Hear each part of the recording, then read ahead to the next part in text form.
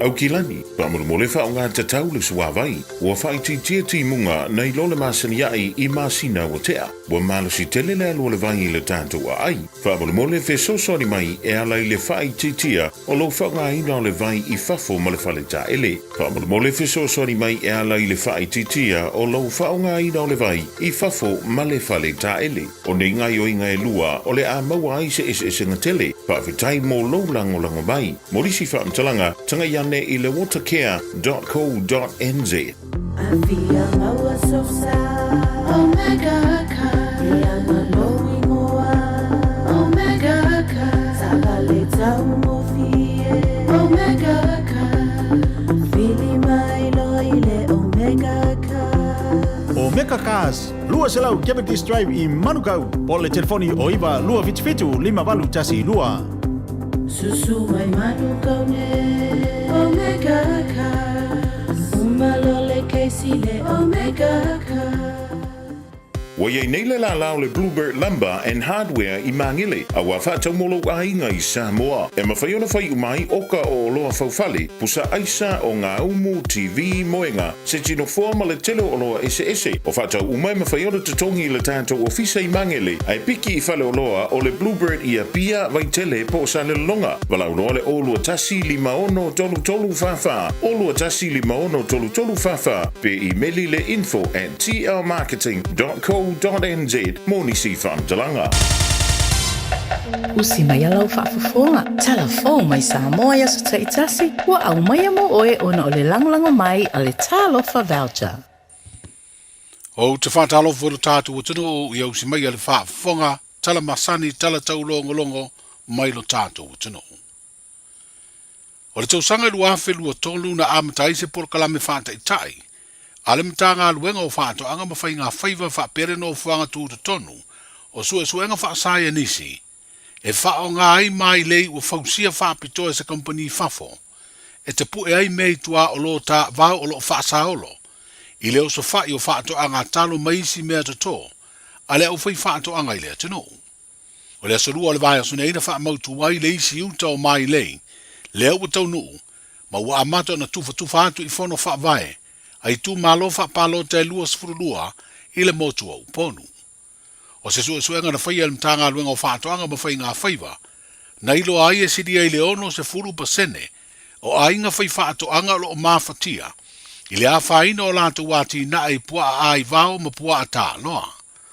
O le tuwhaina o mai lei mo whono whaavai ai tu malo palota, e lua sfurulua na saunu ai le fionga I le minstar, o whaatoanga ma whai ngā whaiva. E silia ma leono se kuru pasene o aina mai whaatanga, ua lato ta ua le whale tonu ya lato wati nae, ona o mea I tua o lofa lafua, ma o se utau ua haafia ai o tanto ngau, mo wati nae, mo se soifua manuia. E ni tamo whaina mo mua e tali atu I lea utau, sa ngā lupa fatasi ai e tanto ngā wema, o whaatu anga ma whaina whaiva. Ma le tātou whaala ruputonga mo suenga whaasaionisia Samoa, I se poloketi whaataitapi I le tausanga I mo oro tonu. Ma whaatu tuwina ai ni mai lei niso I tumalo whiwhiria I polu masawa. Sa matu a whaama ina, le tau ungo le nei poloketi whaataitapi, ma ausia ai le valu se pulu, I le iwa se pulu pasene, o le solonga le lei o le amaruenga. I le so, o le leo o tātou toi whaai wau ma whaalau te le ina, le whaatino ina o ngā ruenga mai le poloketi whaateitai. O mai lei o le atupa tuwhaina atu, o le ngai tu malo I pone, e lei au fia I le ruai vaenga o le poloketi whaateitai. O le vai asofo, I le pule alofo o le tua, o le whaia foi le nei lawa tupa tufanga, mo le tātou motu tele I salafai. O loa tuli matai pēra no whanga, o loa matua hata ina pēra, I mea tua lofa la tua whapea nisi o ati nae le o awhia I lalo o whono whamai.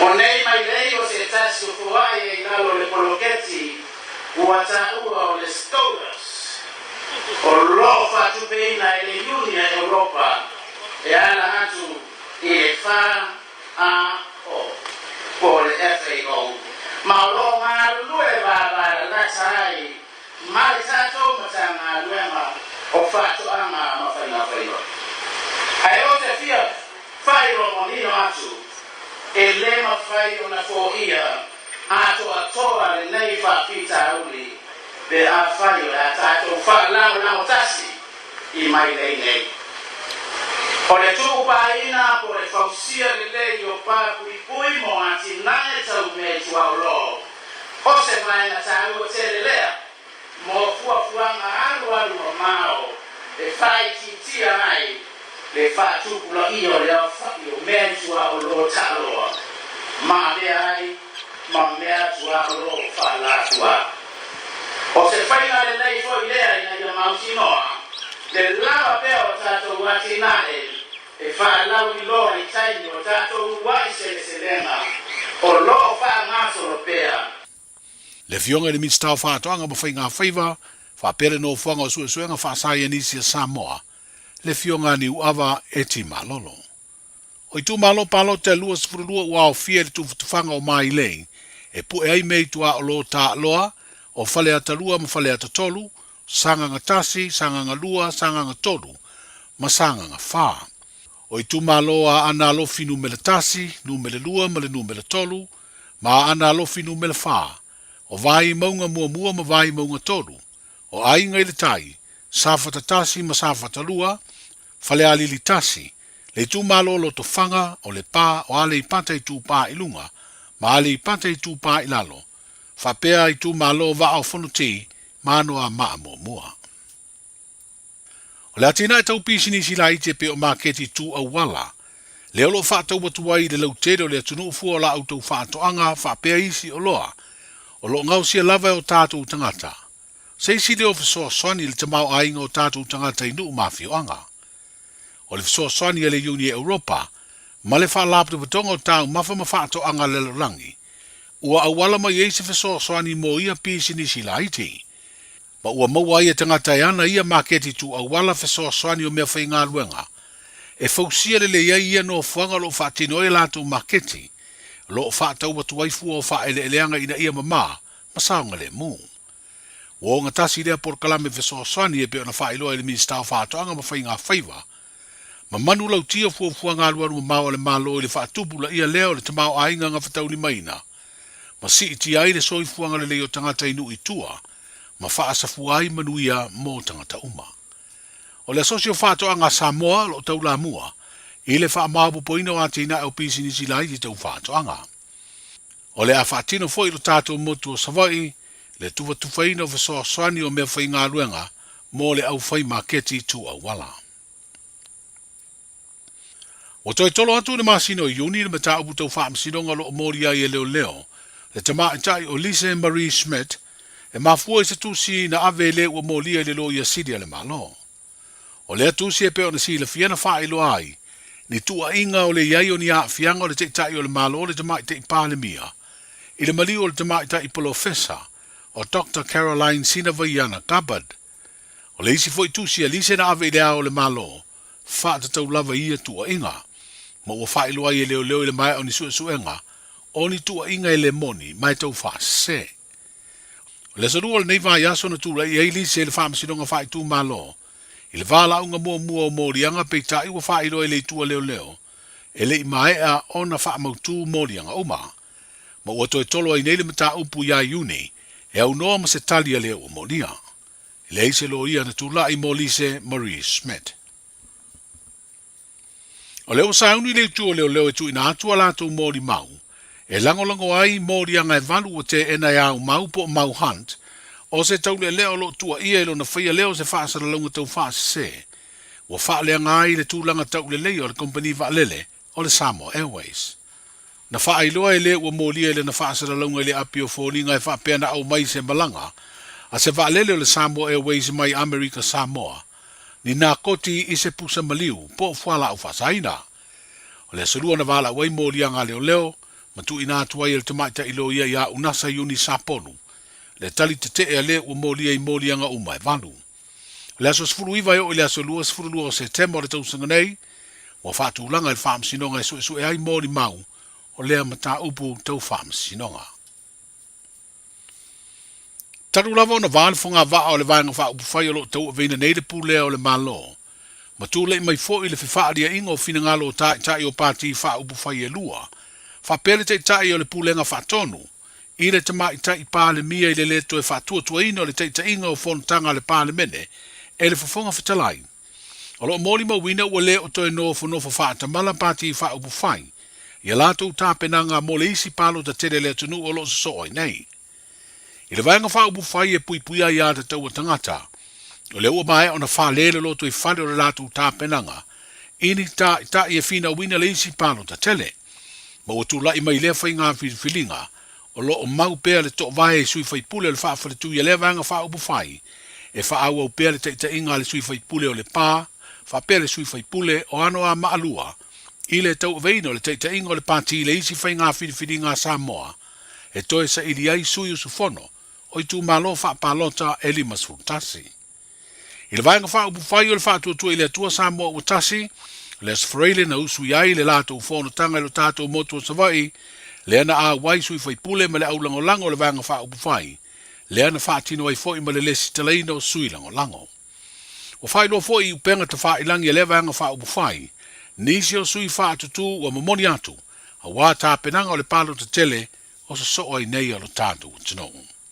Talai o le nei aso, 24 hours a day, 7 days a week. Radio Samoa streaming live on www.radiosamoa.co.nz.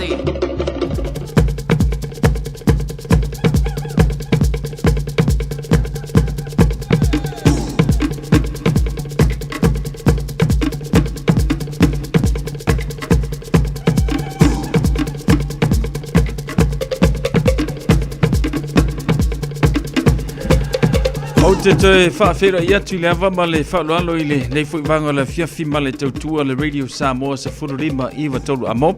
Ia ma le tātou porkala me whaanga solo le nei fwoi a fiafi lona a solulu. Tātou au lia mai le lofa malanga le leo le tātou tampa ausili le langi. Teite ina mai fwoi lo tau sei fua manuia le ngata fwoi lo so manto wola. Ia awa le whaawawina o whi amungaruenga pi o na masan iei tātou. Ua whapena fwoi o na whaafonga le tātou tiru le tau whaasalawina. O tātou tala mai Samoa saunia mawhanga nātu le tau wha utanga vaia tipi utanga vaia.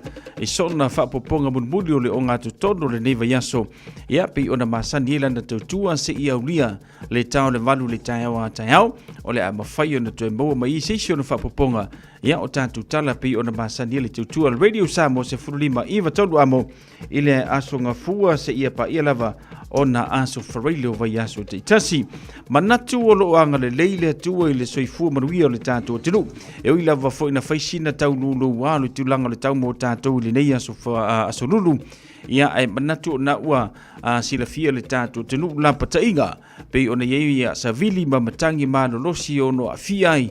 Ia le tātou wa tinu ui se teimi e lata mai ai le leile lava fo i le o mai a walava au tāpin penanga. Ni tūlanga pi o ne iai le ngata i lau mori ngā o. Ia manisi vaenga mo mia i teimi ana wa sila fia mo fu i tātou ia. Vaenga mo mia i teimi whapenei. Ia pe alolo wa le tūlanga o le tau. Ia matulanga pi o ne iai ia le ala usu ai o le tātou tinu i whea amungaruenga. Pi o ne iai le tai awana le la. Malo le usu, malo le wha malo losi. Malo fo i le tau a tai i whea amungaruenga pi o na masa iai tātou. Manatu al vaiaso. Pupu al vaiaso le nei. Ia toi fo i o tai awana mai a fo i le o whea amungaruenga. Ia anisio i lātou i le whapena o na ngā lulue. I le whai ungo le nei vaiaso. Ia whapena fo i le aso ngā fua wafu a koe paku kākou. Ina so lua pe antātou mawri atu. I le ola malanga le lei. Ia fua i mei le tua. Whaantalofa ma whaafilua i au na tutofia le tua mo lantu fortua. I so se tafo le nei ke lope le ngata fo i leo so se atunu o le nei le lolangi. O loo whapena o na ngā lulue ai i le ngaruenga le tua. Ma lo le soifua maruia whaantalofa atu i ati o tau leava ma le whaalalo. Whaafilua i ma whaantalofa nei tu asina sino le tātua tiru. ia ona i o tātou mātua tu a o lo whapena ia ona whiangai ma le whaiva o te talo a o alo whaiva na tama whanau whiau ngaruenga pi o na masani ai le atunu nei nea maso si atunu o le nei lalulangi o lo whapena no e au mauma e ngarue ai whawheloa i ma whaatalo whai pātele ma pātele tamai te isa monike ma noro si fu manuia i la o tau fui mata whaioi o whalofa ma whaatalofa i a fionga i e kopo ma lātou soswani a maise nei o lātou whartua ia whawhiloi fo ina i a whanau whawhiau talai ia whapena fo i lātou o fo ina leo lātou tua wa missionary ia ma tara ina whira ngalo le tua i so se atunu o le neila lulangi o mo o mia le tau mafa whaaleanganga au whalofa atuai le tātou port club ia te o tau so se atunu lava le neila lulangi ia o whapena o no tau ngā lulu ai pui mara vea i le tua i lo tau soifua au yei o tau le ngaruenga pe o ni ai le nei a fiafi. Tātou te luo malanga mai le tātou te luo Samoa malo le soifua maruia i ante o tau ia malo fo i le malanga manuia wo tau tau mai o whiangai mātou ma le tau malulu o le whakua a makasi a kako kau malulu e le a asa kere le mea lono winga ia whaitete au te ula vale ia au fo i te so o ngāu iai le tau le wa iai ni usile le teimile nei ia ai tau ala fo i le saunga le mu o ema ia wha mawhana whana lo tino ia ua a kai o ele malulu ia ua makua fa lea ngā a tua fufuanga na e malanga mai ai ia i te tonu au te ronei. Tātou wama paanga i lunga le tātou Facebook page, misa le tātou YouTube channel, malo le soifua manuia ia te outou, malo le onsai, malo fo i le tauatai, ia outou fo i tiu te mawhaiva pi o na masani ai, ia le o ngā te tonu le neiva yaso. La tātou wo le tāno le tau, se e mai le tātou porkala me whaanga solo le tātou tautua, ia pi o na iei le aso lulu le so pongi sale mea, ioi, la fo o pisi lunga le awala ia la tau pia whapea, o le nau tu tau lau whea mau ngā luenga, a nga il monta ma le lawa, maua lau saunga le mui lunga le awala, o le nei fo i a fiafi. Se vainga le tātou talo le tau o le nei fo i vanga le fiafi. Whatalo lau tala nei o le tau mo le so ma le aso atai au mo au kilani nei. Winga le tau mo le so e au o le nei aso e iai nei timo to ulu mai ono mamafa mai timunga i le awa uli. E angi mai sa vili mai matu, whasolo ina angi mali e mai sifo i le nei aso. Vevela wha mawina mo le so e luas fulua tikeri, ma le malulu e se fulu wha tikeri. O le angoto i fo le lai le afiafiana nei i le ono minute te ai le tu lai ono. Mo le aso atai au, o le ale lei mai wingo le tau se i vanga na ai na iau e ufitia le langi i le tai au. E angi mai savili mai sifo whaasolo inangi mai saute. Vevela wha mawina mo le aso atai au e luas fulu tikeri ma le malu luas fulu tasi tikeri. O le au soa e le lai le toi luas fulu minute i le tu lai fitu, ma o le angoto ifo i le wha minute te ai le tu lai ono i le afiafia tai au. Lau tala nau le tau mo le so ma le aso atai au. E ale na se vai ngana talo tau mo tātou le nei foi aso whapenga foi le aso a tai au ia manatu whapena foi le tūlanga le ile talo tau mo tātou le whaingun lewa aso ia o whailonga i le lalolangi ia o le aso na maliuti ngā i le tātou whaola ia i lungo le sa tauro ono i tātou tangata anga masa sei ioi tātou tangata makua whaale kongu lava e le nei lalolangi ro e soifua ma o molai. Se siona whapaponga le talo tau mo tātou le mwhaira te maua i le aso a tau le lofa maranga le lei o le tātou matai sili i le langi.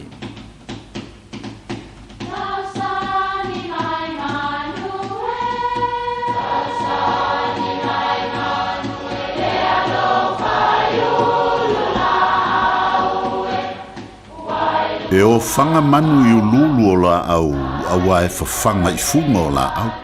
A o le tangata e whawhanga i upu matala. O le mawhileo o alanga upu mamuanga ngana Samoa maona whaapongai e a fua i lona si o mianga. O lona le asau i le whaatufunganga o le iloa whaale aso mai le tautua se ia o ina pule. O alanga upu mamuanga ngana ua lanto mamanuina le tō whamanino a Samoa mana tua foi e tāo fitau muli le atunu. Ua moa lulu ai niu pulu. Sa whaile whainga ua le tonga ma le Samoa. Ua o i le tau mawaenga na whapea tu lea o le tonga i le Samoa. O lea au fo i ua i whanua. Ea e alofa. Ia e aluatu matu ni moa e whawhanga maa. O nā alu lea o le Samoa ua ave lulu ai leo ni moa. E te isi tonga. Ua te tala atu e le ni moa. a o lulu e aia moa. Na le fia le tonga i le mea na whaia le Samoa. O na ua avantu le lulu ai le o ni moa. E uila mai lea, sa le whaalia sona le fia ai ina ua talu sanga mai la le Samoa. I le tonga e alofa e aluatu ma amatu ni niu e tuto maia.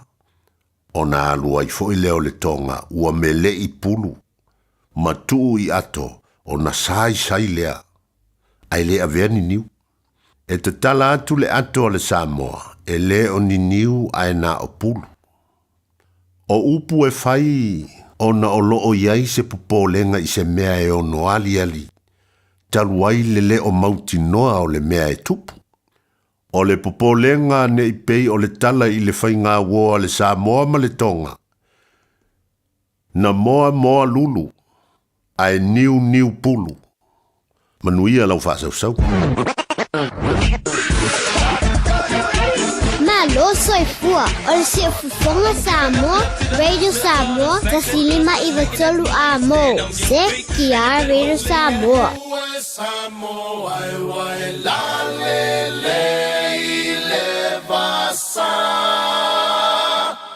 la lele, oe inu o le vasa.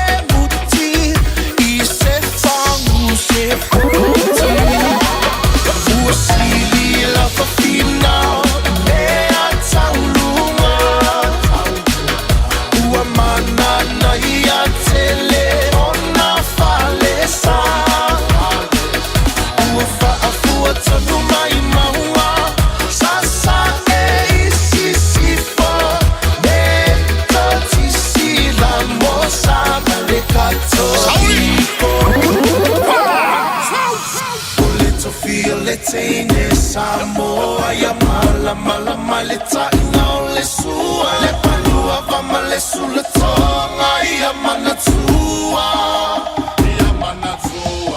utupula ngatala voine ya so semana ufa ali ali malu ti le fa Samoa wana ole nanu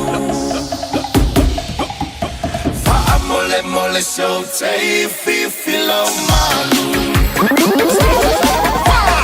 Ole tu feel it in the Samoa ya mala mala malita no le sua le palua pa male sulla tonga ya mana tua ya mana tua a o tu pula na tala boine ya so kasimana ufa ali ali malu ya ti le fa Samoa una ole nanu fa mole mole so te filo malu now ya e mawale poto sili awane ya ona olo lua ia sili lo loto Si whanga mātungo whir sunga ya waino tawalunga tuaile tautua le sunga ya asiava tui pe a Antonio. Ia, ma le tātou porkalame le nao le mauwha a Samoa moni o le nei whanga le fiafi. Ia, ma le tautua le ngata fui leo nei porkalame le nā tā ua mau ngā mō tātou. Ia, maise la mawhoi nei tūpulanga la wao o tātou tinu. So i fua mō lani tu tonu au te rone. Whatalofa se usaya weta siustei lunga le tātou YouTube channel. Ia, le ngata foi le tina ngā wang, talofa tina, a mai tā ua le nei a fiafi. Whaptai a mosa le mafuta i lunga le tātou YouTube channel, mai me le pone au se tā lia. Ia, le ngata foi lea koleseta a Coletta Brown, talofa Coletta whaptai le whata si mai, alo sina a ati Nicola ulu ma lorfi fumaruia. Amelia Famoana, ia, whaptai le whata si mai le nei fui vanga ole a fiafi.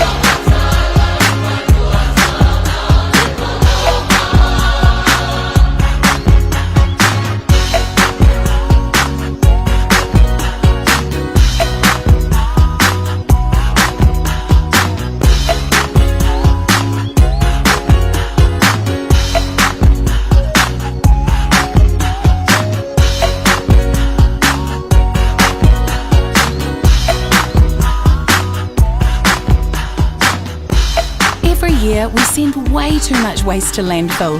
But the little things we do to reuse, repurpose and recycle make a lot of difference.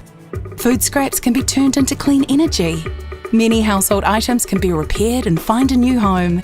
And of course, we can recycle glass, cans, paper, and some plastics. To find out more, search Waste Nothing. All together Auckland, Tāmaki Turiki.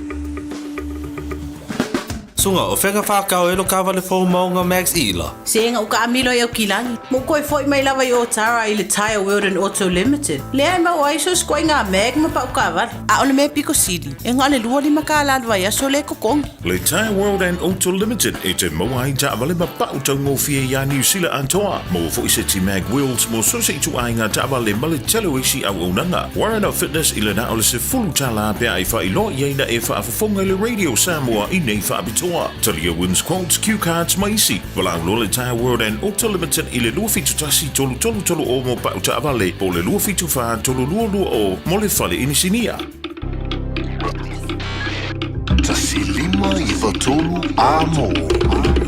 Radio Samoa.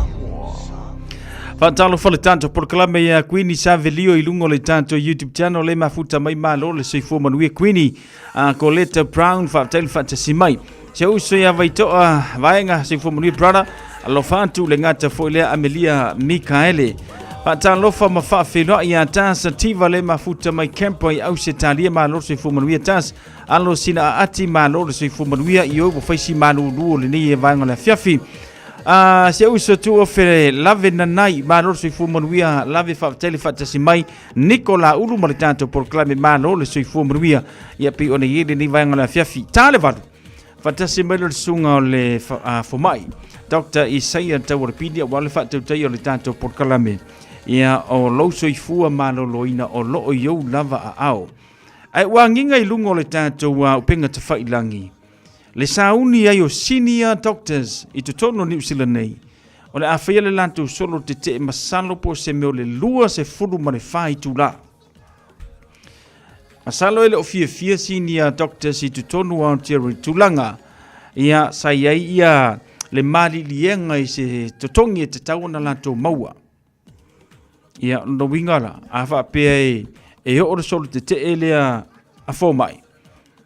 No winga ono afi ele ono e ha afi ai tatou. No winga o tana o tatou i wasauni e faita o tonga. O ila te o leva no whaateli tali i le fo mai mo a meise lava mo mea tau tau tonga. Ia no winga o le a faina tuai oe le vaenga le na. O nisi o ila te o leva no whaateli tali o le a faina oe. Pe a whapea tau nuu le solo te ele nei e fo mai. Toke ilo oko. O le mele nei o le fo mai. O le tala lena saua ale malo se kau se fe tupe o le fesili se fe ave fea fea koe foi ia se fe ngā kupe ale ave tutongi le tauti ngā o fo mai i le au ato maripo na o iai le masalo po se meo le ele ima mau tele na o iai le falmai vane le whafonga le tunu o lau tilo i to tonu o le potu le whaita o tongo te ngata vane le whaafonga. O le makua i kōlo pūlo i fō mai. So le o senga ruenga whaingofi. E whai foi o lou wha li ima le oso lou koko mo lunga le teimi e whaatali e ile wala awino o i le whale mai. E ata tilo mo te wawa aile ngā ruenga fō mai. So le o senga ruenga whaingofi. E pe ko afala e faita o tonga le teime tasi pe laka i le ko se fulu la tala matsa a o lesi lua se fulu le tolu se fulu la fatal tali mai lesi potu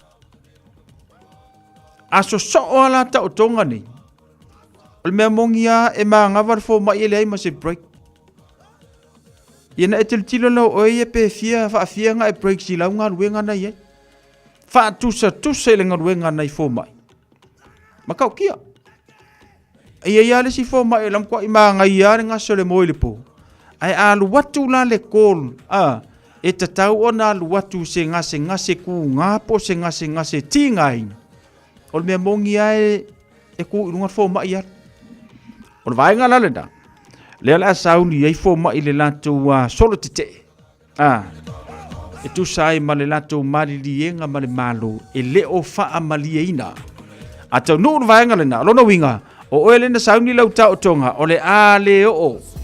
Ai Carlos sia laka mai se kaimi ia wavengengo mo yele ulu wale mingisika o soifua maloloinga faatasi i male malo o lo o tu le atunu le teimile nei mea ka ua ia ka ngā avele lako wha mua o le soifua maloloina wa a kevar fo mai le o se tau tonga o tātou kevar fo mai o ki le kalavaia oi kevar fo mai le whaia se tau tonga niso i lato o whai mai le atunu ma le atunu va ina ke leo fa le ton mea fakoi tato pokala me le valu tato tantano mataukta isaia tawalpini ai lo soifua maloloina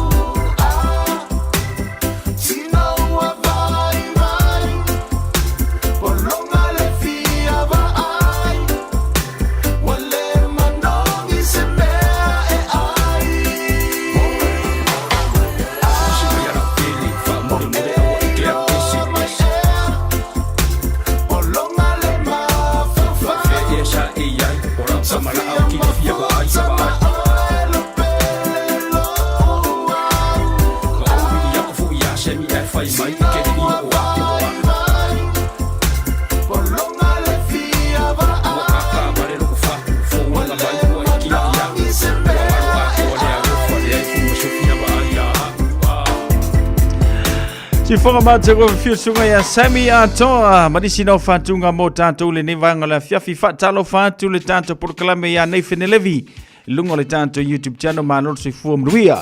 A whapeo i so waso soi fua ma so waso whanau le nia fiafi o le antala le tātou leina mo e tolu fitu fitu tānse lima iwa tolu ia ona whamanuia mai leo lo waso whanau lunga foi o le tātou Facebook page mo le tātou YouTube channel maua lo wanoa vaenga le na le ngata foi o le tātou email o le on air at Radio Samoa teo kota le se te maua le ili tātou whamurianga o le aso whanau le nei foi vaenga o le afiafi.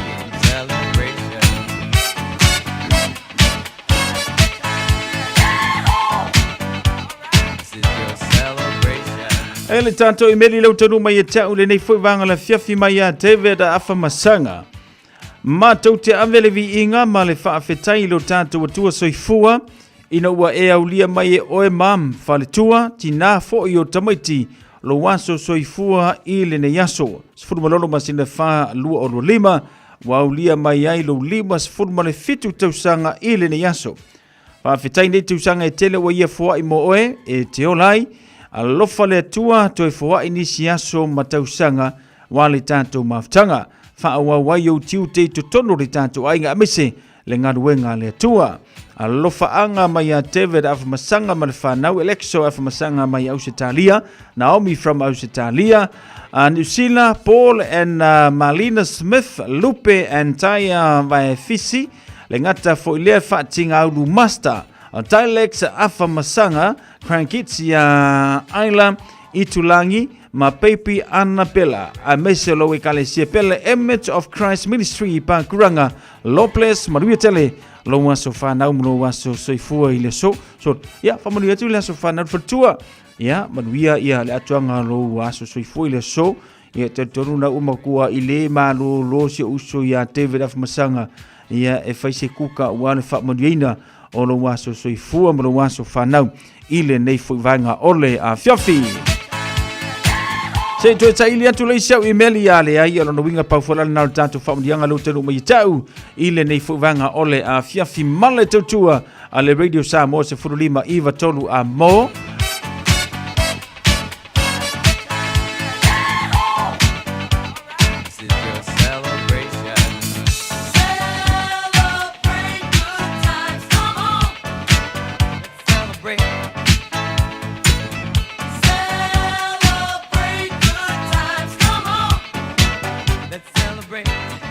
e lelei paula na lo email lo tanu mai tau le nia fiafi mole famdianga las fanau mala soifua ya male tautua le radio Samoa se furulima iva tolu a mo afa pe le solo waso soifua ya fa manuia tu le radio Samoa ya te oile atonga ya lo waso soifua le nevanga le fiafi tano le tua fa popo mo foni siaso se tele mo oe ya wale soifua le ngata foilea ia o fe am ngalwenga pi ona masani tatou ile nei fo ia soifuanga wa tatou yai mai le pulenga malau fangalwenga radio Samoa se furulima iva tolu amo maruia tele aso fanau maso soifua mo le tatou telu ile nei fo vanga ole a fiafi ia matulanga pi ona yai le atuanga lo waso soifua ile nei fo ia solulu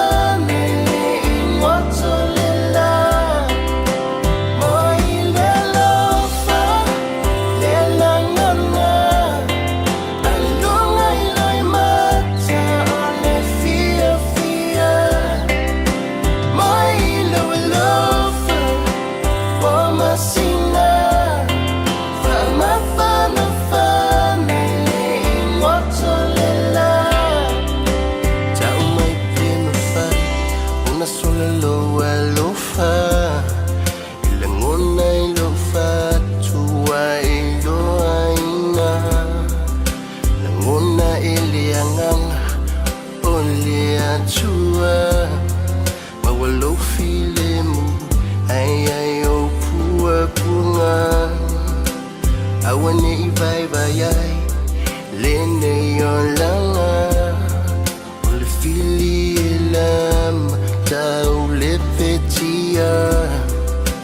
Tafasi mai o mafaufaunga Alito ilalo manu malolo alofa Mai lelofa lelangana Alunga iloi mata ole fia fia Mai lelofa o masina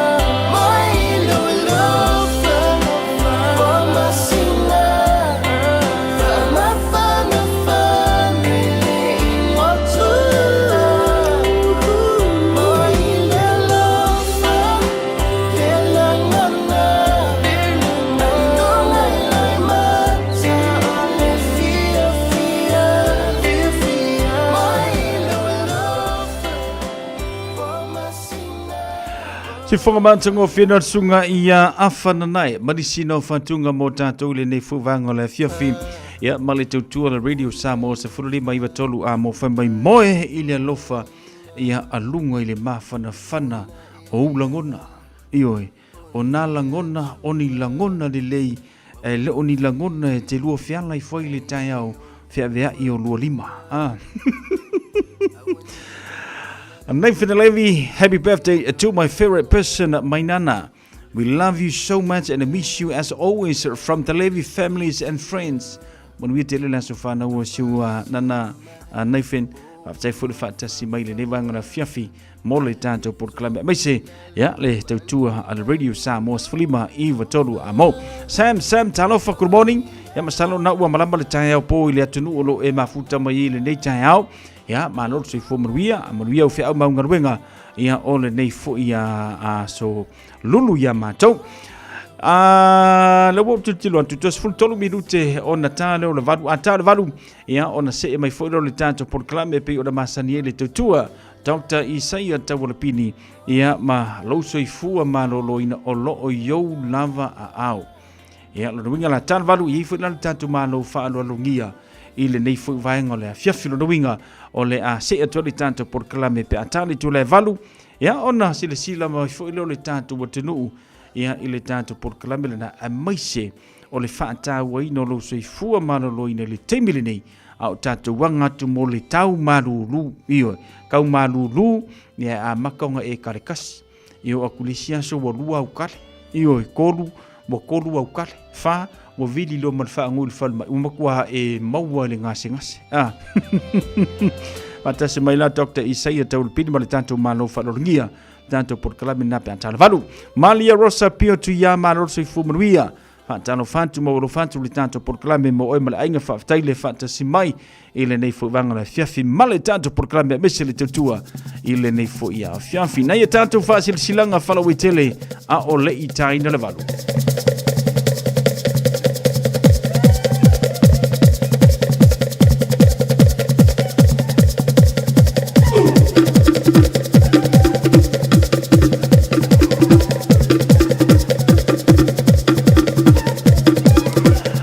Tanto fasil silanga leo tanu mai te ule nei fuvanga la fiafia o le itaina le valu.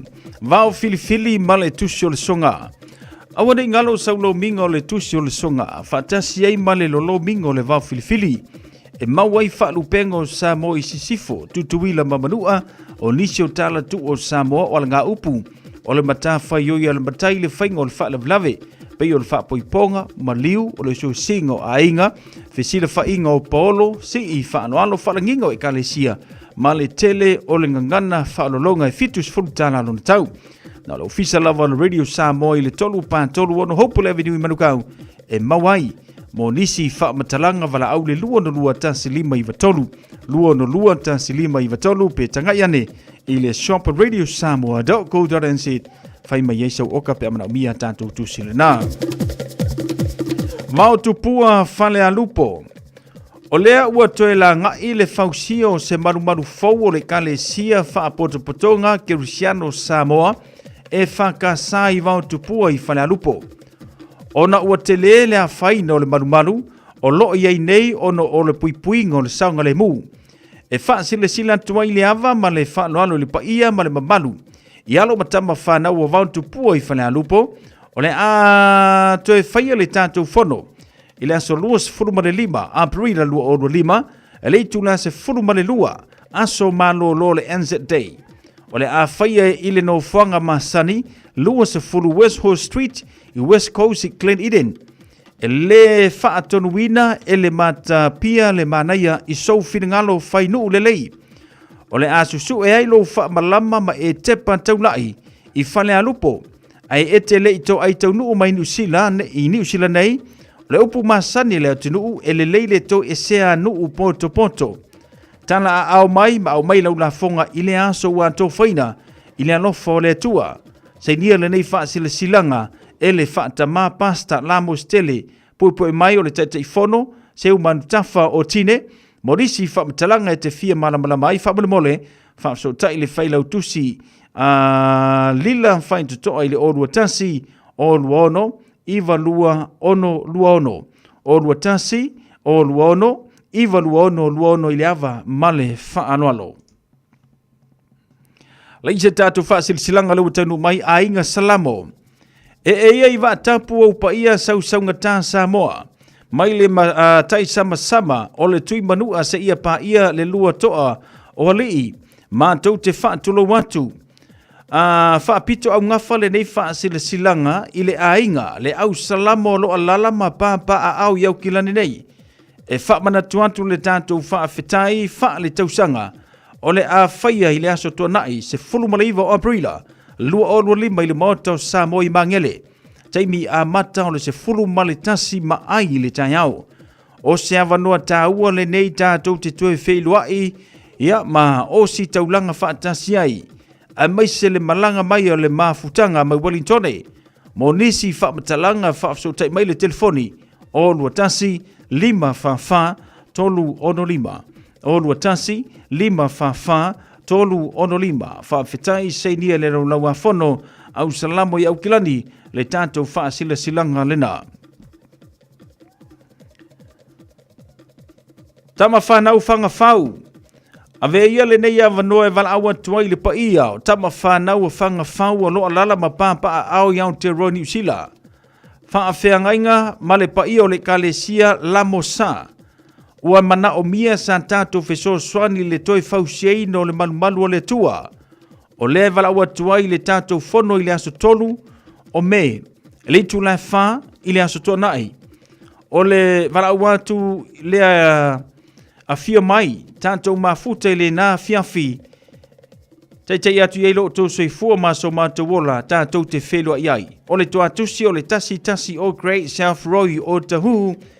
Pe whapso tai male nume ora le olua tasi o Valuono, lua tolu lima lua. Olua tasi o Valuono, lua tolu lima lua. Po le olua fitu, ono iwa fitu o iwa tasi. Olua fitu, ono iwa fitu o iwa tasi le ava ma le whaaloalo.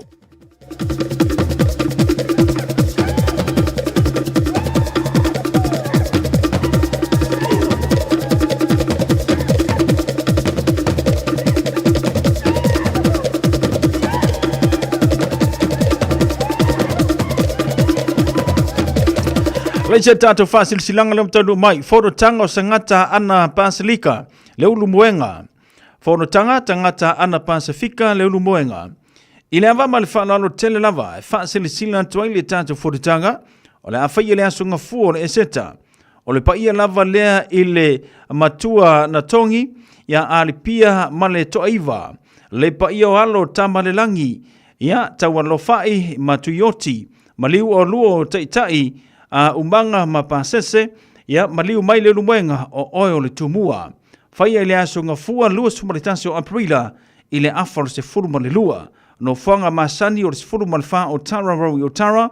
Whaia ma le whaaralo tele lava. Sainia le awhionga i pātelo Michael Alipia Adaman ma le laulau le tātou wha sila silanga lena.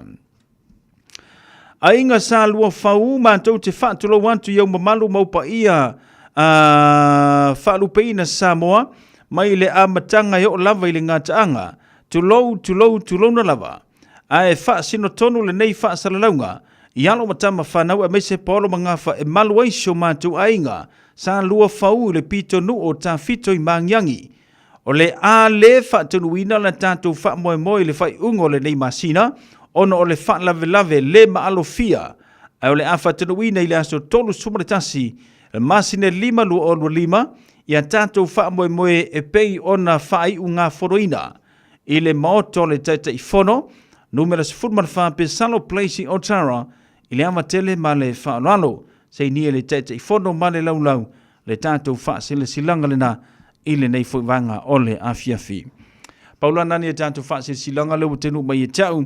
Ia i le ava ma le wha lalo. Le ngata fo leo nei nuk mana ia la whanga. Maise ia nei mafutanga.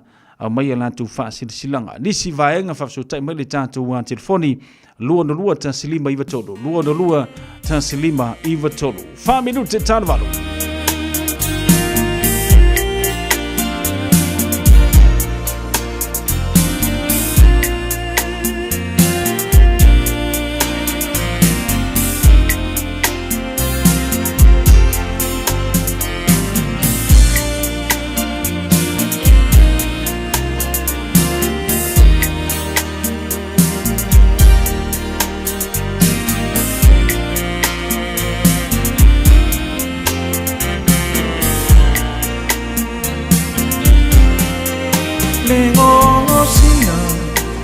Mai sei fai oi ma ave fe au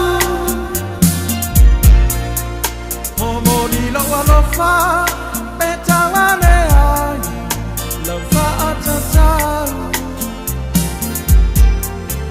Wa ave mai tala no la le fili atanga Jo mai ala fule Ame ai oi ma ucciosana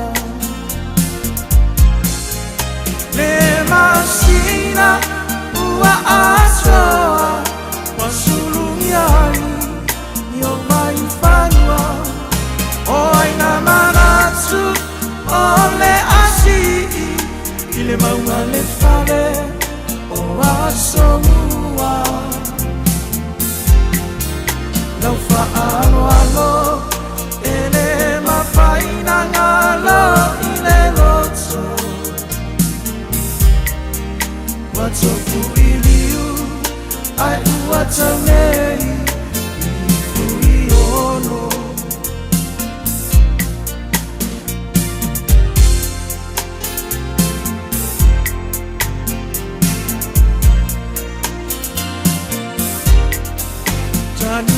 Longo e pei ole maunga amatatia tu vala nei le la fola mana ua fola sia le ala ole tale ile tausala ua faalia so fanonga o te wina ma le fia wa ele tifo ile nonu e uso tamali ma fale uporu la ole fiso la ole solo wala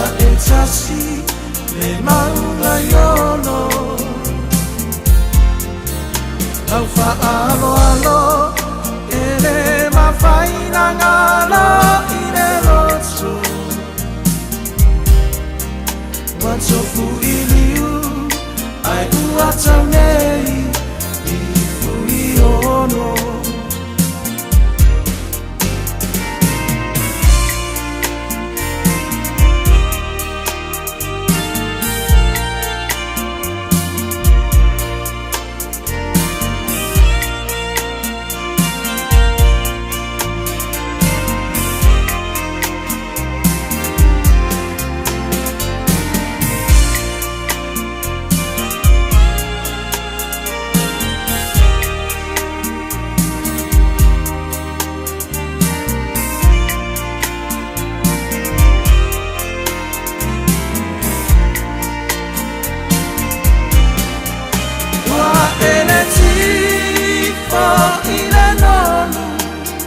So tamali mafale uporu la ole fisa la ole talo wala etasi le maunga yolo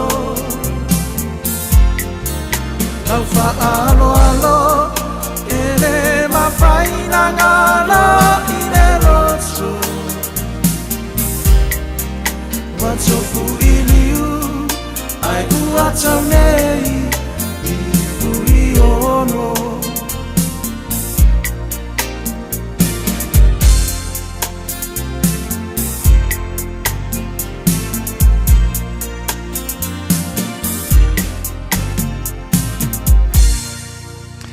Le wa tula mali tanto teimi le wati le wa tasile minute wa te aile tula valu.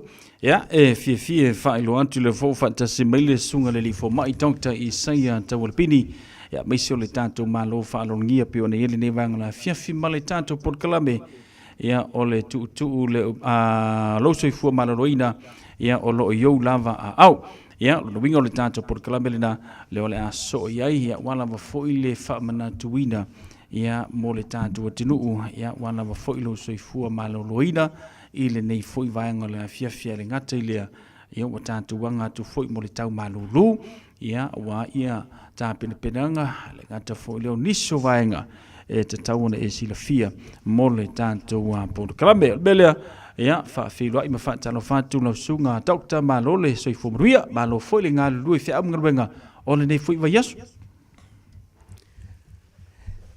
ia so ifomanuia foi lau sunga sau Ele nei tu la fiafi ma lo le tautua ma lo le un sai foi tu sai matofi matiute nei fiafi ia ao tatu tau a matamata ia o lea ua tala tai mitau te amata i full tatu proclamation ai mo na fa talo fa tu pa ia mal malu le tunu fa tatu mafuta nei tu la fiafi ile pa ia te mali in fa launga sunga fa fengainga ia me se foi le lo le tunu so se tafa le nei la lolangi po fe lava te mawin nei fa silanga ia ma nei fa sa launga ale ngata foi lea o le tapo inga tu asinsina i mata malawa o mo fune no tatu tu filua e le fil tatu po klam masani o lo so fu maloloina o lo yo lava au alo ye ma lo le tatu filua le fefine le la tu le no ia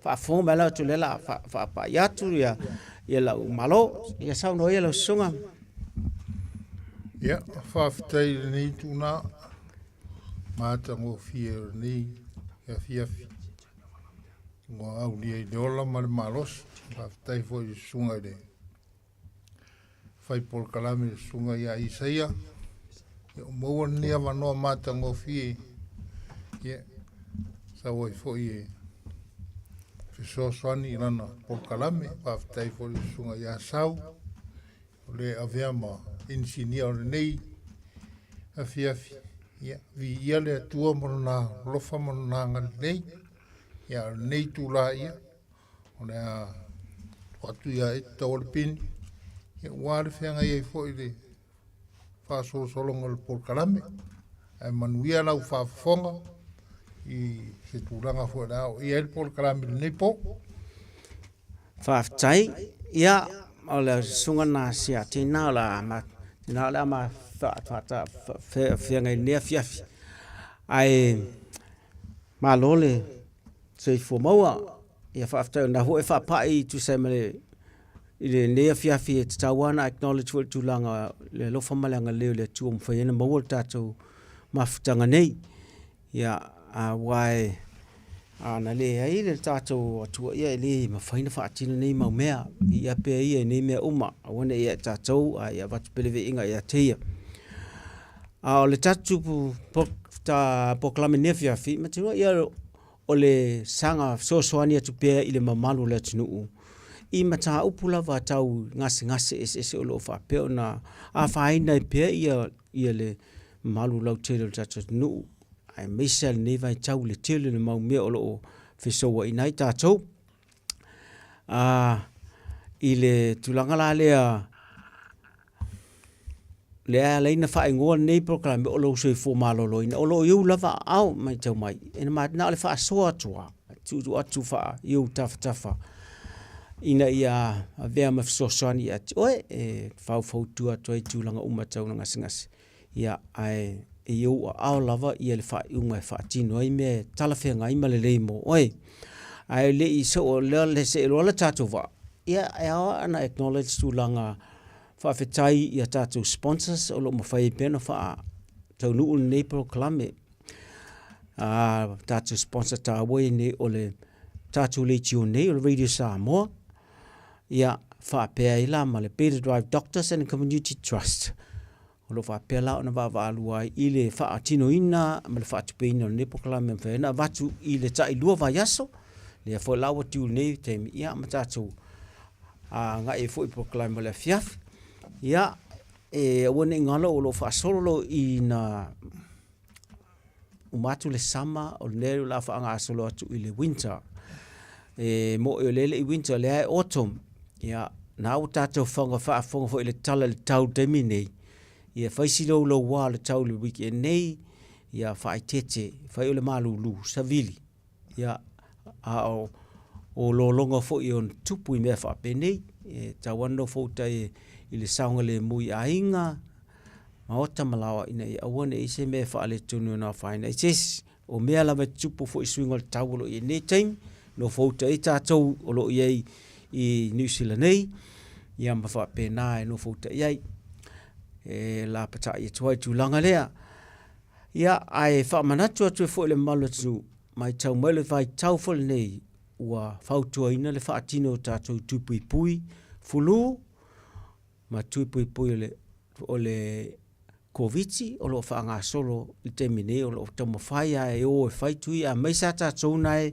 entitle ai e tau na fai le anga le leo tatou pui nga fa natura na lai fai fua le se tongi o nisi fu o fainga nai fai mawasi na voucher fa se fa taunga e mo na temi tauna fa nga na no leina o lai fai la fai tuinga I weekends I alanga la le watu le holiday for ne weekend le la le se matuinga fai le weekend nei nai mangele le me nai le fai le fili market so tona ya I'm salute a fai mas tona e tu ai le tu ya lo wal sa o lo GP lo for mai e fa tina o lai fa tali mai la to fai tuinga e tauna fai tu le flu tu koviti ia mai tu fa popo na mo e matua tu te fisilia e lo ai mai se foi la fa na witi o ne fa ta mala fa na witi mai te foi e fa ono va yasu amata tuinga ia po tami tina fo mai tanga la e mai tanga na e atu pui na fai temina ia e o tlo na mat fa na uma fa solo matua te mai te lo ia fa solonga mai te mai e mafai na fisili pe ale malama awane I opo sai me uma tawana fesile fengo fiela ia awane ia musua pe ma polala va sistulanga ai fa ngala va no fa sa nga I do matanga tsa tau fisile sili ai fa tete me le fa o le fa longa me na fa tau lungo social media ia ma me so I te tala no e malis ia langa e tele na mo we me se ai fa longo tun ta tau wai ia e mo wele fautuanga sa ma fautuanga lei tuinga nau fai amata tem nei tau tua na fa tino na fa nga Ai o le a tātou ngai lo le tātou ta upo tūsia mo le whewhinei. Ona o le fasanga wha atupula ia pio le ningas ngase le wha ititia o lo o wha apenei ona tupea lava pea. Ona wale maalo fia tulanga wa ia te minei le swinga o le wha swinga le tau o ia te a swinga fo i oanga ma whainga o soifua maola e tātou inei New Zealand. Ma ua wha pena fo ai te lo atinu e o lava i Samoa. Wa au to titi atu tusa i Samoa mai nei hapi i mea tau mele tau le lifestyle nu tal noa to te wai. Le to inga hanga ma tu o fai tangata nei taimi. Ua mau ngo fia i nei mau ngase. Peila le ngase sela tatu tal noa fo le taimi nei o le soka. Ma le to mea tonu rana le na uvalau le songa nei tau te mafuta. Ona o sana ia fo i moli mau.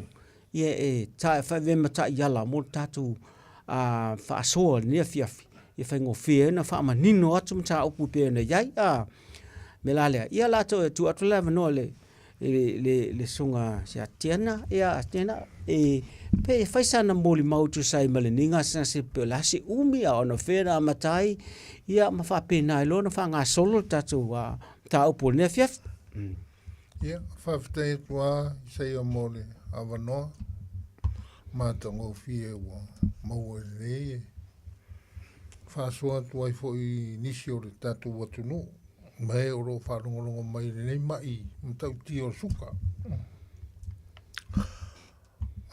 ona matano o mai o te le ringale fa mai nei o suka i o Samoa a te malanga mai nei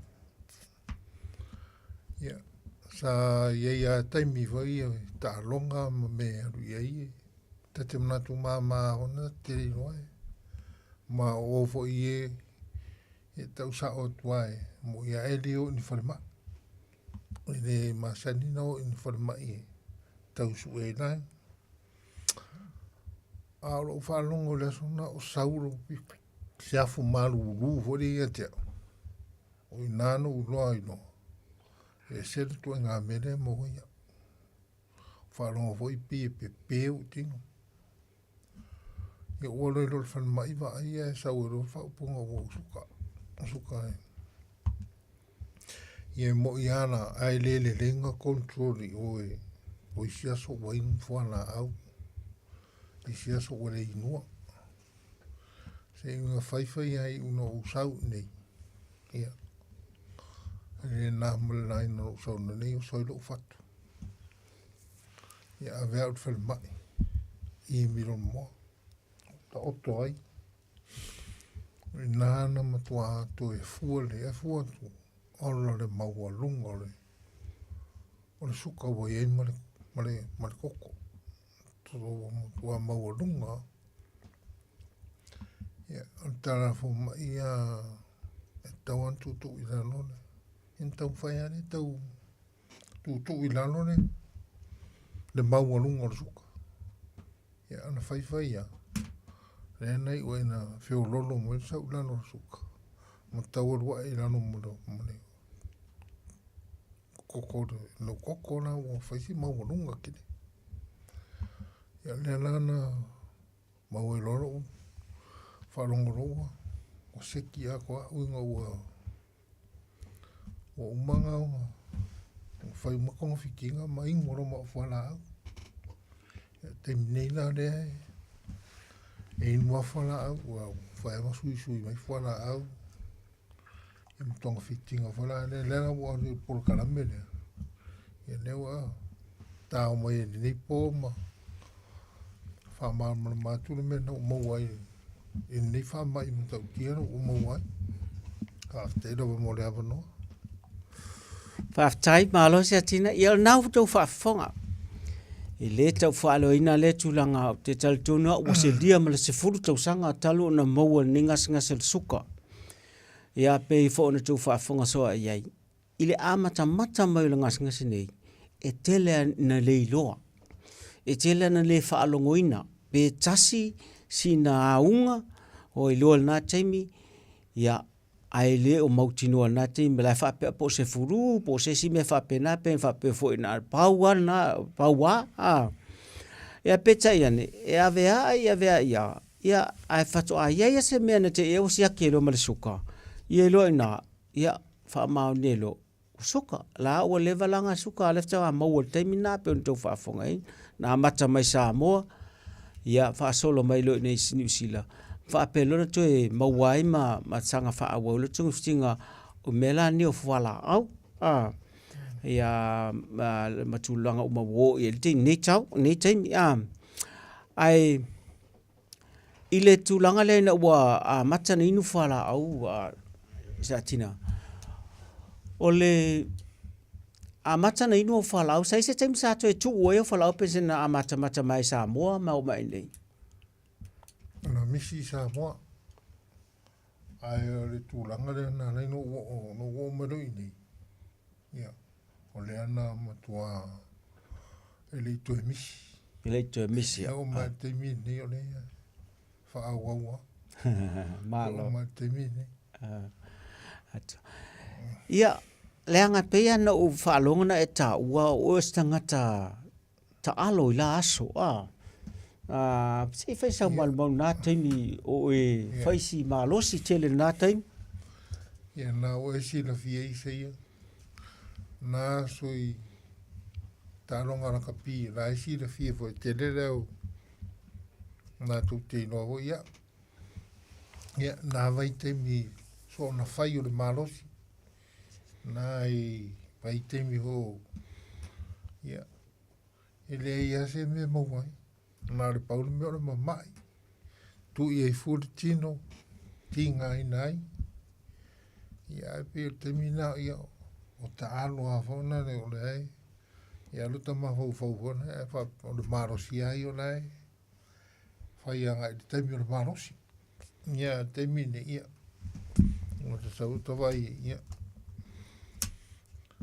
ese a hoi ma te mio o fai tāronga tā aroi pe o whawhisi de rau sunga i sei le lei o tāua tulanga le langa e whapena le tele o tangata sa iei pe la lau sunga na sa ta alo tele naso sa fit ma tele sa malosi lava whapena fo e taritone whapena fo le fit o isi tangata sa ngalulue tele naso i whaatoanga ia mga luenga e whai ainga manu malalawhanga i le malolosi nā teimi i le eni mai fu i nā teimi malolosi ma whaatino mai ia ai e lo le teimi na pei to e sui e loa pei o mea la nā lena e le atunu e ngala tangata le teimi na sui e la le olanga wa bole to e malosi ma whaatu tu e fu i la wa tau le ngā ioi ia wa tupu e malesi le fale tu wa fale tele me wa tele le tau le nga yoi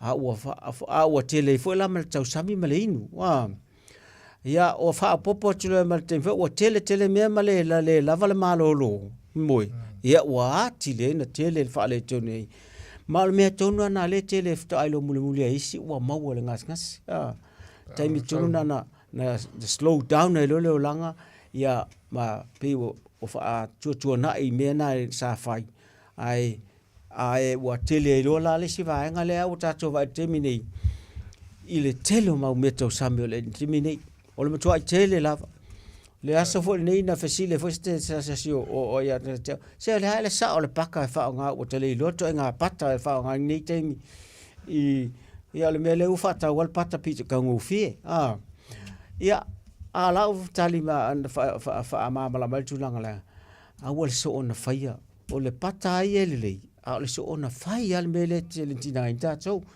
le fa nga pata ta ngo fie wa e tai tu sa te lo pata ai e mau la se le fa ta pata la we le mo le nga o le mo le olive oil wo tu la we ya me o le pata lina aso la ya ta so ata o le pata ia laki foi pe mo sa pata e laki foi pe mo sa pata mo foi na sina me e fa manoni ia halu ele fas fala pe mo ia nei tem ia wa no fa le wat pata ia mala pe o me na o ta o le swing o le o langa le wen ne vai tau a le fa te la ta tol te mine te lo me le wen ne me ai me inu fa ta ing ya na te ele o slow down le exercise ya ma le lava i fu lo mo le mata TV a me sa meng social media ya ona te le fa le ton wa le no me fu italien ni te ma o me a le tupu o le me monia le tupu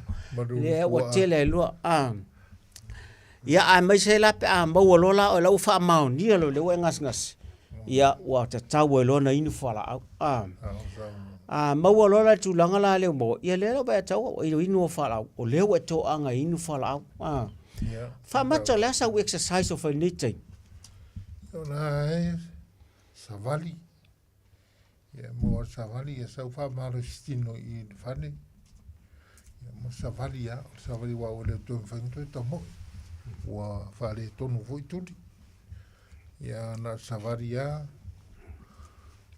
na le exercise le fai wa o le to o ma tu fo e lava fo malo si number te vo malo sa fa sirina tari tuna ila sa no ila sunga Wale lei wa ta ua me le savali. Wale me pito I whai ngofia na ma le se tau. I te le tau al se gym, po me whapena. I te se vale vali a eo ale alu whalo loa. A wate al ta vale alu whalo loa ngai la tae se vale vali a em se vale vali an pe a le tau. Ia e loto tere alu wha Ia a matangi e si le o le alu. Ai o exercise. E whai le me talawhia ngai mo oe malo malosi ne te minei. E le fosinga ai mana o mia sina nga yoi e silia le fai sina nga yoi I lo le nofo e va ve tele na lu pe ilalo le alu tulanga uma lo suka me uma se ai fai sina nga yoi nga a fai uma fai na fela tala fu ene se ma tanga sa au yen e a mata male fale lo nga yoi e o lo nofo le nofo a fai uma ulunga tele nofo vai nofo tal fenga I malo nofo a fai o mawalalo tele o no fo ubi fo e fa malu tele no fo nai mawalalo mo tatou matua e te vai te tau tu lunga le steam o me o mana o lau exercise ana o le tu lunga ma se val solo le fale e le fa pe tau tulina e alu te me mau so e a mata ma le fale o a fe au le te me fai le fale fai I se tu langa saong le mu e fai fa tunu le exercise ai ama fai ana e alu ro le gym fa ngala swimming pool le si va ngale ma fai o le tongia ya alu sa vale ina swimming pool pe mo la vano vo le tau ma me umana o exercise na le fai temini o le tau fai le exercise fai ngata tau ngata e tau ngata e full so fuanga ia ai lai mo me fai ngofi o le si fa tuang mo me exercise e mana ia e fai se kurupu pe to lua to tolu pe to tele atu foi le anga e fa malo lesi e fenga tata fai to tasi se me wa fai ya e fa vai e fai ya e fa vai a fai ne fai kurupu fa pe tatu tau fia ya tal te mina fe oe le fa tali atu ya fa pe na pi fa malo si atu lesi ya tu lo lunga ma lo e tau fai sa vali ia e o fo la ia fa lo ko le si o vai ia fa vai ia se butau fai sina ko mo vai ia fa pena ia al foi na o te o lo tu tele so na lo tele ia na tinga ina to se te o pa o ai le o to tele e so ani le si temi e mana o mi ai mo group exercise na e fai temi ava no a me se ta ai ava no ta lo sto nai lawa matal mat savalinga inai I mangele I le e mau te whetau le main pass stopping ai mangele I le tale ono le taiao ia e alu le mat savalinga ina lawa I tawhatafa le pakana I tawhatafa ia ai whai ui nai le clinic I Better Drive Doctors na ai tawhatafa McDonald o ina whai ui le mat savalinga pe tasi e awha tula le toru kwata tula fa isi savalinga lo to ina matalta no elo la ma itu sina I vai pola me matalta no fa le matalta no la ma ina ia ngas la ia per suka e matalta no fa pena ia ini fesili me pena o ma to fetu fa ela te mi ana ele tape a latu fa a wole bo ele la vasa van ya latu na ole na teime e tal no ya te le ava no la tu fa tal tu na si mato fo mai ya tato fa tasi tonu i le clinic tato e vai ma fai tulanga na ia e ole teime va so le vai nga mai wo tam tato ese la gara wo tunga se la amat a pe ole mena so ni exercises a wone manatu ma exercise se mea te mawhaia e saunga le mu, a ua so o na whaia mea e le saunga le mu mo oilo malo si na wa iai. Inu whala au. O la se tūlanga o iei se tūlanga, na ua ta ua wala, wa inu au whala au la inu te minei, e sa o lea. Sa o lea. Ia. Sa o lea sa mo. Mai tau fwoi la te minei, ile se fulu tau sanga talu ai, e se fwoi whala au sa inu na te. O te minei, o la ua, ele ole ese au ese fo imo to nga tu fa te singo fo la au yai e te tau ana inu ile inu manga lau tu se 12 mai o fo la au na vatu fu I toto nana tui e avesia ki na lo le pola to nga ma lo si tau na inu el fo la au e te tau si la le inu manga ia sa ole le se va se to le se me to siaki me na ta wa to siaki e lo ai pe te tau to tu na ile inu manga pe tu ilunga pe tu ilalo a wife tunga yo na e lo le toto lea pe te tau tu ilunga pe tau tu ilalo e fua ile le lo fatunga o la ia la nga e a fa ina fatunga o I si fala au pe aso ona tu ilunga me na le na le fenga tanto tu ilunga ia le dos la no inis ona lawa mai tawina wa tu langa fa le tonu le fatunga o la ia le mena o mele nga tele so le mela na tu na ia inisila e ele taimi e ono fautua ina iloa ua le ngā whatia le whalau ala atu ura le tui ua tauna whai le tui e iaia mafuanga te tau e fautua ina i le fo ma iloa e le tangata e ua tauna whai le tui mai a iaia se me te whesilia e whia whesilia taimi tonu ana e whesilia le fo mai I le mafuanga tonu a le la asue ina ia e malama ati le tāua ma le mea ua tauna whai le taimi nei o lo tulanga la wa yai pe le mela na a fautu ina le feltui ia manino le tulanga o ma ia fai langa a fa nga tu le ngata na le leila mo le taf o le controlling o lo suka ai fai tete ngata wa ine ite I was se le fai ngol dos langa la o le tein o le mem tau til tui pe ite wa o lo tele lo suka ni si time ai lete te ana se pe e follow la fautuanga na wa tu ai ile so na wa tu se dos ile tala fe ngai mo oi so me fola na e tu sape wo lo fo fa le tonu fatanga e nisi wa ma pena refer le fo mai fa pito me tau fatanga wa pe lo sunga pe la wa ye tu langa na la e la fa mai al fo vai fo mai ya pe lo sunga lawa ye lawa lalo le vainga le au fo mai fa pito I me tau fatunga au la la follow up ya la tulanga na ai le tu ya la follow up le al fo mai le GP le la pe va lua fa pe le vainga ine ye fitu na ya le me tala fe ngai mo oi so a faila o fautu ina fala sunga le fa tu ya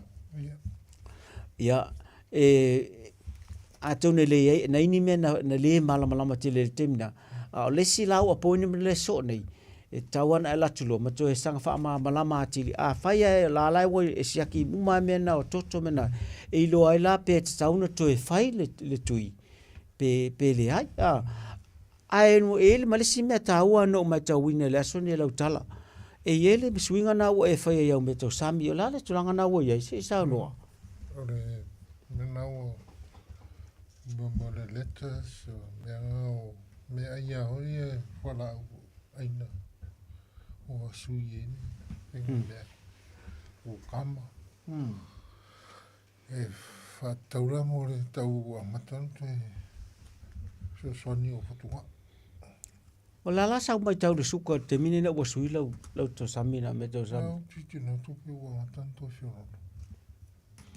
le now to fa fo mai APR fatunga on te e mai te u fa neto le a ul fa polina te me sila nai lai lalo o ile va vai nga fo mai fa pitoa fa tase la mal GP le wata to awai fa tasi mal tulanga le muli cha ya me taun fai pe no fa tu le ala fa tali mal fa tuanga le taun la tamai le ta tu se I atu fa so sai lia ti tulanga ia lo atil po fe tonu le sia u vai ngale le fu le il tulanga ina ia to sa ili tulanga pe ta wa mano me to fai pe ole o le tui te mine e tala whengai leanga leo te le swing al suka leo vai ai ina ua sui lau diet no sui velua na ua tele lau tau sami I meo whala au aina langa te le ie le vasole asa uta o vasole le ipu e tau na foi le se umana amai le te va manatua I tangata o lau me tau sami a mele me tau sami whapitua e te taua na afale plate I mea tau sami me ia ta o whala au aina ia afalau plate ai am faia ona etau sami ai na I metau sami pe afai langa tela tu ai na I mo vegetable pela o so ole mtua mana ia ole tele me nga na ton vegetable e mo e foi ma me e mo e foi me tu langa maso ale mo suka e mo o mai ton le veggies tu langa le a me ala veggies ia vegetable fanga e fo me fo ele vilia ele o me ala fresh o me le leia na mo me tau sami ta tau ni suka fa ma lo le sai le la tau fa fa mai wa suia le fainga la tau sami wa tele la mo vegetables mena fa ta se la ma fa la au le inwai o le tsua siaki la tamai ne la suka o la wa fo ringa le le ai fu uma isi mau mena le tulanga e na ia nga te lunga isi me la tau na si ya tili lunga me na fa te mo ne no ta te fa so fo la fa fonga tu wa te tona I ni si fo la fa pena a me le men le tui le anga le ia si na te pala ai fo tui la so e se te pala ai ne me la so le in malaingo ia o tui le wa fa ne vai to se pe ia le se me e fa ia le fa ngo fie le fa ngo ne me o suka o tuile e wa le tuile mo na fu le e fu ale pasi e me te tau fuina ia me nai e fengo fie fu masini ne ya so swing o me lo e ni vai tau e ana fa nga me lo mo ne vai tau mo le anga luma ai wole le ia no lo a fale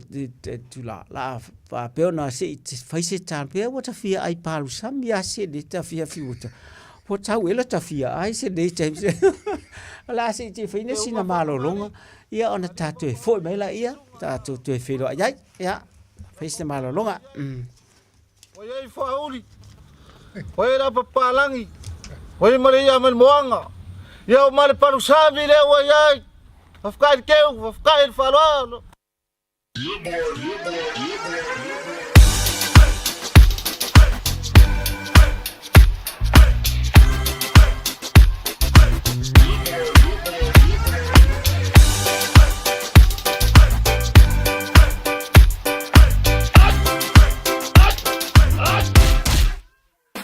Omi te tonu lau olu au Baile pepe se ne ima imau Afifi mau ole tama Baile lau ulu ne ima tala tala Le lau fa pito te tonu Vai ima sai pape o se pomo Le la mai loa ole tama Se fa ala itichi se nai au mama Tafia ai I se palu sami te Tafia ai I se palu sami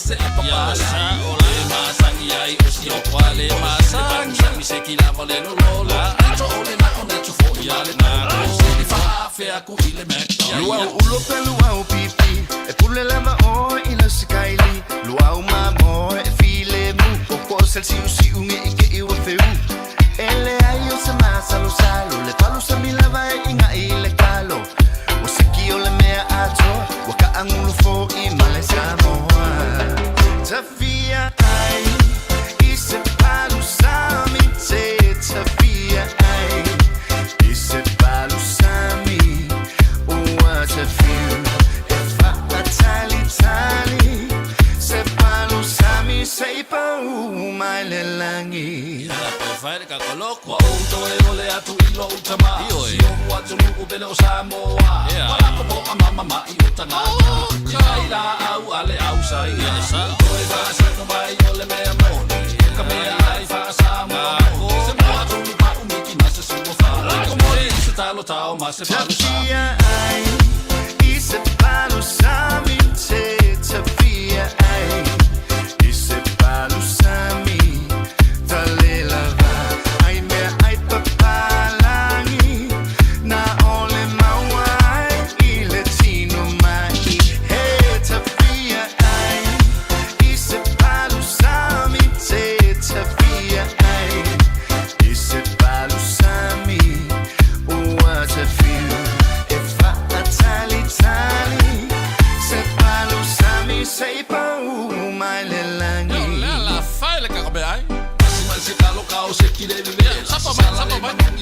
Ole ko ise o ese mase vai sa ya ma fa mato o ma sa lo sa le pa sa ni ngai ua o sa o ai so le lo ma fa o sa ngai ma le o ma si ai ka ko sa via ai I se palu sa mi te tafia ai I se palu sa mi talela ai me ai papalangi na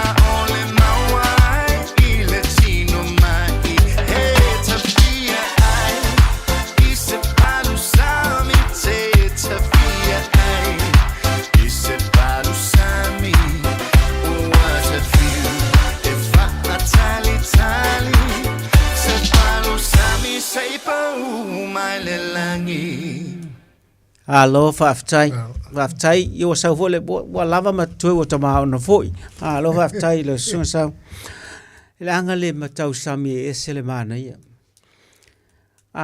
e va aine I le ul mene o le lauru au o le tele I o vaikamingi ma minerale ma mea lai tutonu e alu whaatasila ma le popo sa whai nasa ma le angiangi o le matua le leia alu whaatasilo la ma le talo ia po le whai plaingo o le mea tau sami sa tau se tātou I la asa ma whai o tātou mātou ai le I tele le mau mea sa I lo I nevai tau mea nā o le mea tau sami au ngā no ma tātou o le pālu sami tu lo I ma mea nai tu e masina whasi poi po la sina whasi fa po ala va me onu tu e tu ne fa le pa sa mi timi e wa e pula e po le wa fo tu ia na isi mena ma moe ma pipi le si tem ia ai fo pipi na tele nga e e le fa a se nga ono fa nga la ia ai ma fainga le le ia na o me sa mi mo tatou o sina pa sa mi na tu e me na fainga fa ne yo po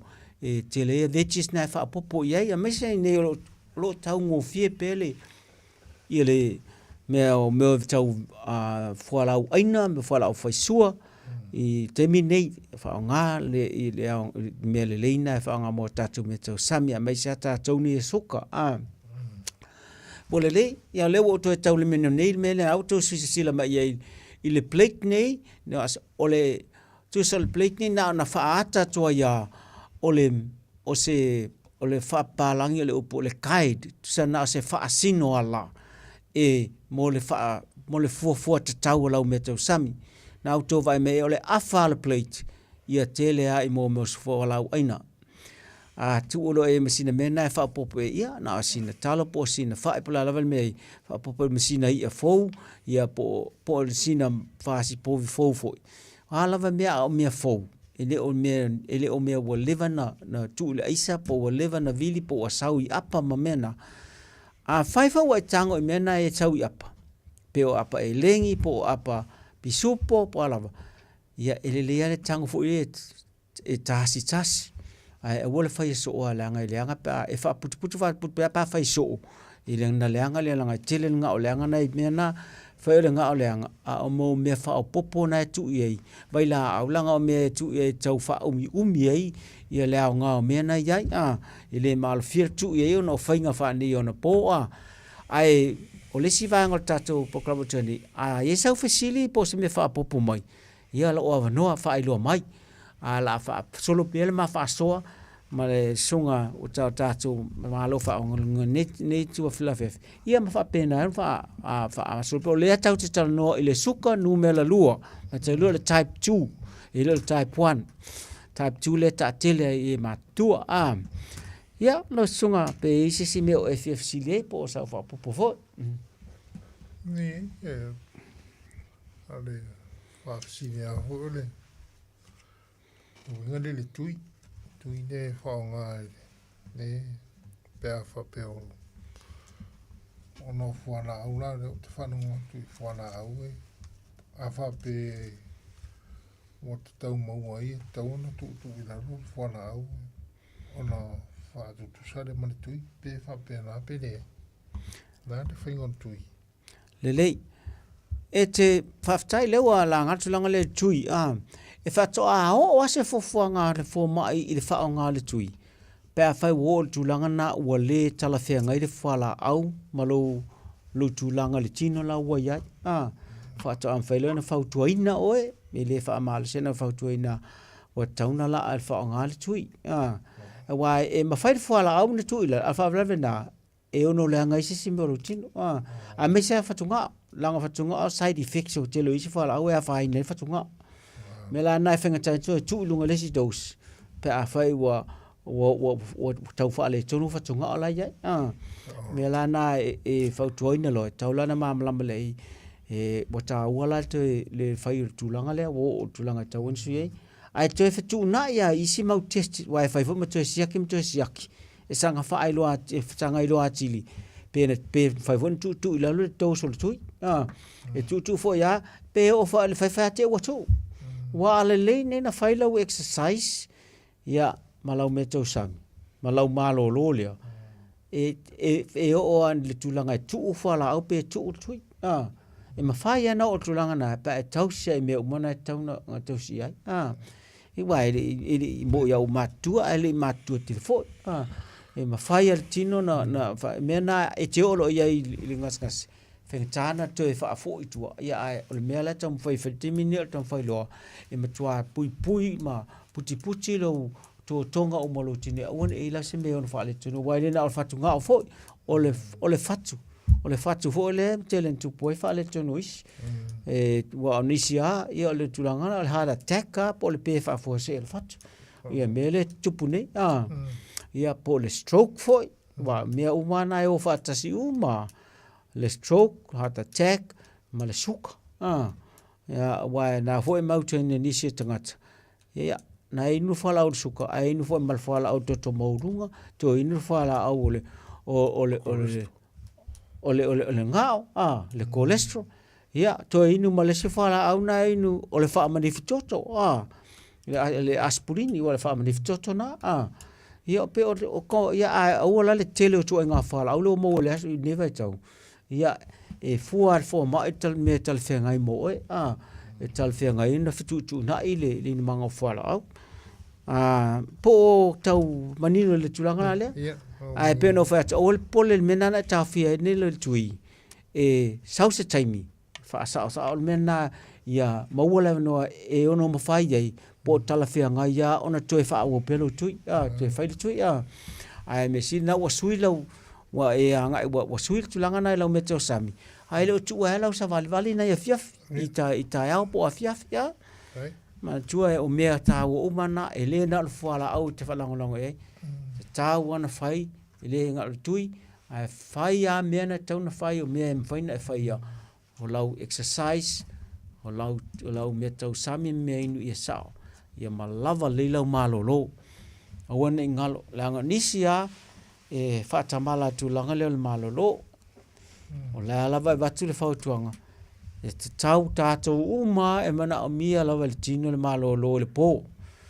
Walu, fitu le walu tu la, le leitel a mai sa tamaiti mana o mia le tau umio tale moe me na tamaiti le tua la asa fa mai talo le iwa tau na moe tamaiti na taimi o a onga ia fai ma fa manatu mai matua talo le iwa ma tau na moe ia fa tau la ia la tala onga le malos alu ma fafau alu le onga le matala lile ma fafau ma ia al mele toi moe ia mawala le mena la tie fa mele pe onga le stem ala wa ka ngulu les ia pe mai pe fa me foi ai le finga ta tele ona concentrate pe te como fai fa longo le mele nga ai le ato tolo ma fafau temina ia uia na te soli tu la fono fo inise taimi me na fa pena e fa taina na te sao me na taimi le la vale moe ia mai sala taimo la ka suenga ia ta sina taimi le anga tele ia matou ti ngana fa me va vena mo moe ia ai tu titi a o tau fa ina onga popole suenga la vai ia ai o fai le se me le fai le tulanga a me sa fa umi fai so le nga fa le ma fofau me na le tele nis o va vena fa le tonu la to ma fofau wa amata mal pole vale ia na o atola ia tulanga le no folo le ia mo atola tulanga e tu te fa longo so ia o fa mai wa dementia ia pe mai Alzheimer ia o atola tulanga le nga fa pe na ia mo atoa i me ta o fa pa lang psychosis me nga le nga tele ile anga a me sala pe o fa tasi mal tamala le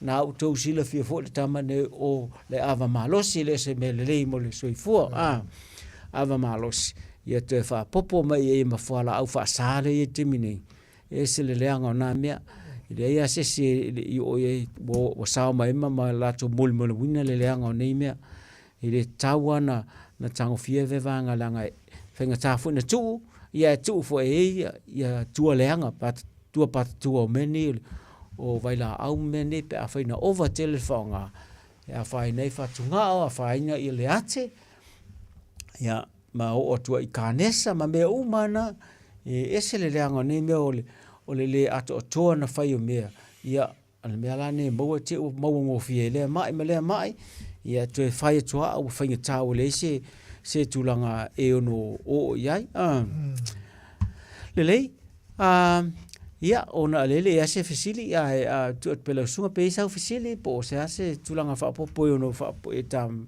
tanga le fiafi e ma lo fa tai lava fa so fa tai le tau pati mane fiafi o mo we sa no ta te fa so e fa pe a fa fonga le malu tunu o ta tunu tile to tele se lo mo ni me nga te se mal ta fa so ne fiafi a ona ngalo ye se mete fie fasili ai tulanga le sa fie so be mo so no e mafaiana e vala au atu i aso a taimi fai ngā lunga te mau ngo fie au i le pediatric doctor se so lua masalulu asa ngā fua masalulu se moena i le clinic o te ina e ono mawea una tai au taimi matani taimi fai ngā lunga a o isi aso e mawala au i le mela na e ta o le trust pediatric community trust e ola i le address le Sfuluiva Richard Pierce Drive i ai mangele o le fale le sa ta tala ton o le mato ofisa na ta tala lo i le so forlente nei sa mato ma futa mai manisio e kalesia tai e kalesia manisio le au tustala sa mato fata se ia la to lo ia nga luenga fo ia le nava enga o mo faina fa atino mo le lau tele a meisa mo whaaputonga ma kalesia sese e ma whaina whaatino ila ia ngā luenga ia whaapewsa sanu mea tau community services e ila mea o a onga whaapenei health education mena whai o health coaching ia ma whaapewha lama me oisi social mea whaangai mo social workers e o foi ma tulanga o fale ma me pena o fale toni ngas ia e lai service pena faina fai ina tulanga na i le vaenga la le trust le pediatric community trust o ina o te ia solua as a tofi mas valaili Sanga fua e masaluru o te ili klini ona yenga singa sele mau te whelua e ina. Pela mafuto maftanga nila na mata mafuto whelua e ma le tato malo fa alalungia. To ono nisi na mata whaatasiele maftanga e o pena mo le suka. O lo o tau mawhai a nei le klini e whaile nei maftanga whai pea. E vatu vaenga e kulupu, whai kulupu ia lewa iaso le vatu ai. So sa le kulupu le na vaine wai sa whape mo se to se fulu lima nei, pita ia nei le ia vanoa nisi. Na le toa fitu la lana mwhaina watu. Na na matu mafuta ai mawhatasi maltato ma lo neaso. Na na whaafafonga mwa ai ei. A mea tau test lai whai i clinic se tele a mea tau tele malama ai. Ia aina wā ai e le mōli mawina e la tau sai ai. E se le a ngā le malama e mea lai whai. O mea sa tauna tau whesile te mai fōmai. Ia langa tele taimi. Ia lai wha tali le si mai. E le lava le taimi e mwhain wha amatala ai tu le fōmai i nā taimi ima wā awhamta. I lo ngua ova tu le taimi. Ia fiu le si mai e wha tali mai. Mea lana lawa whai lava no hape whai kulupu e mai. Mai te tonu. Ia ma futa e whape nā po le lua tūla ana mātou ma futa e ne mātou whaasoa ai. Ia lātou le vai ngō lātou ngasi o le soka ai mātou lia la e maisi ngasi nai pi whaatasi mai e. Ia e pā ia uma mea nā, ina ia wala ngai le vai ngā suka e vai uma wha maisi mea nā tau na iai. Ia mai whaifua e leo e se whape me ono whaapopo i whapo le tau ia oi. Watu e fui au whala au ma mena e vai fua uma mena e maua atu ai lunga prokolame le mo le soka. Mo le soka e maua uma whaingo whiena maua le whaltala vai au no ma se me tongi. Lai wha au e pe proklame e vasa uma ai ona o le vai aso le lumana ni o le vai aso pupu. Ia nā lai le whape le whaia la le vaso lea. Ai tu a whaile le vaso amatai le vaso le tu aso luru. Aso luru na e whaiai. I le ma se fulu tau le se fulu lua. E to e fai foi la grupo o le grupo la le na fai nei e to e watu foi la le tolu masina e to e va ai la ko test le nga fai nei ia pe wesi swinga mai me le ai nei e lo ai mena po la su langa e to pe tau sa ilia po fele mele e tau fa le tonu le va ainga ina inia sanga fa le le ya tilio tatou suka ina ia tu tia ia mo fa le tonu pe na fa fonga so iai ia ba ise si ba te fa po e lo so Yo pa ora fautuanga ia le malu tato atu no ia tautuana nei fa mai o atu e a ngā te lere mere na mato i nei ine i mera na i de por kalamea tamane ia tawalpin e a ngā te e loa umai mea umalai fa le tonu o le koko, o le suka, o le ngao, o mea umanae whare tonu tino, e maua umai. Mai o te lau ua whautuanga, po gai asisi e fia, e si reana suatu mtana atua au, whaafsota i a koi e tau pini. Si whautuanga na, e tuatua i uruma, watu e onga ia, watu e whaitaria ai marau fuafuanga iai. Si tuwalalo tuama si whangwhang watu na, wa leo mato mau ai. Ia te roa na wa matana mau. Hello. Tai le lei o le moli mau. O se moli mau na le sunga tatou ma o lau whaalo ngeni esu. Wana wa ai ma mai tinoa le au ngāti le nei proklame mo la tau. Tu sa le apo le aso usi le fiel tem nei. Te tonu mai o e te alatu i nā e te iloa i nā e whai aisi tau si sela i titi unisi me. E le o whatu me a me o i poto le ai. O i nā tau te whatuwha e. E le tele e au ngāle le wheseo le si e sa o i loa ma whaase le si. Wa tau te whatuwha e a ia ma whapena ona learn ai mai mistakes isi. E ma whapena e le lei o le au ngai e whatuwha i le proklame leo whai nei. A e fia awai. Ia, longa whai do mai na o tupole e o lava noa e onu awai e. Pe a o fote me whaatino. Whaso longa le wei nei. Vai telefoni na e whai ngofina mawai. Tato e telefoni le clinic na e tau te vai e website te whai ngofina mawai. a whaingatana maua le clinic. Ia e maua o le telefoni a le trust. E maua ia o i telefona le o le o lua fitu, lua ono wha o tasi tolu fitu. O lua fitu, lua ono wha o tasi tolu fitu i taimi whainga luenga. E maua o trust o asanga fua maso lulu. E maua o le clinic ia e wala o le number clinic sili e vangana e lua ila o lati i nai i se meo i nā lai whai o ea o mena whai ngā e whai ngofia e mō sesi whasoani te whia mana o mia e meisa o tūna le suka le tūli te mnei whai ngofia o na whasoani te polalawa le whaafi tauli na iai e tala noai ia mai loai le me tau le ala asanga e tau na iai ai ua tau whai wiu tātou taimi ia ai whautua atu mō tātou au lava e matoli e foi tātou e whaia tātou appointments na e o atu e vai fo mai. Mai tau foi aso uma e mama ia tangata. Mama ia tau hala appointment foi tau sila appointment lang e misi lau o lau appointment e te fitu e tau su e tulo wano foi list time. Langa e tu mua tangata i te mima. Ai a whaia ua tupu se mea ai te popolea ai le maua sau appointment. Aua ne e nofo ai vave ona e alu le whalemai. Alu sa o tātou i nei South Auckland, ia middle moa lai te tala wha asolo atoa. Aua ne e fo i ai huilunga mai alu e le emergency e tau lau whaafi tau le loa la vela vanga me ave i wha mua mobe atau nu. Ai me se fo i whana witi. E vave an va aita miti. Aua le wha atu tu ai ave e vave va aita.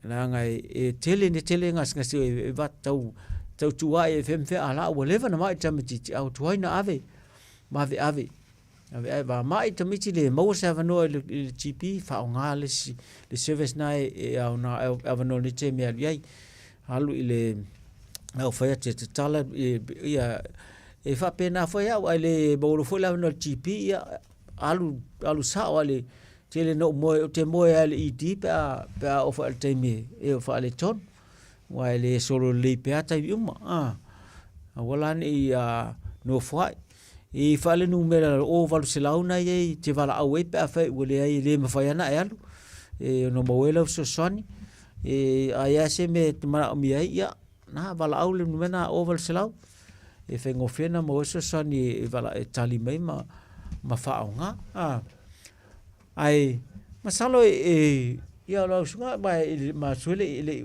o tole te mo fo isinga singa sena o le toto mo lunga pe sa lo mo toto mo lunga ia ba tole fala le ngata suka toto mo lunga o la fala la inu fala o toto mo lunga termine ia ma tole ole onisi e mo le suka a te o stroke ona ole toto mo lunga tele ia ma pale ala toto tonu le ole fai ai na stroke ilis ia pe poloka foi ia tele na poloka la toto ono mele le nga ole tata le utu fa fo le cholesterol le nga ole anga le tele a ofa tasima toto maudunga male suka e va ve ana poloka la toto la itina e fai la ole mafa foi poloka stroke ai poloka foi mala toto la iti ole fatu la vai mena tele na hara takis tangata istemi o poloka la toto na ili papa e poloka no mo mena o va piapi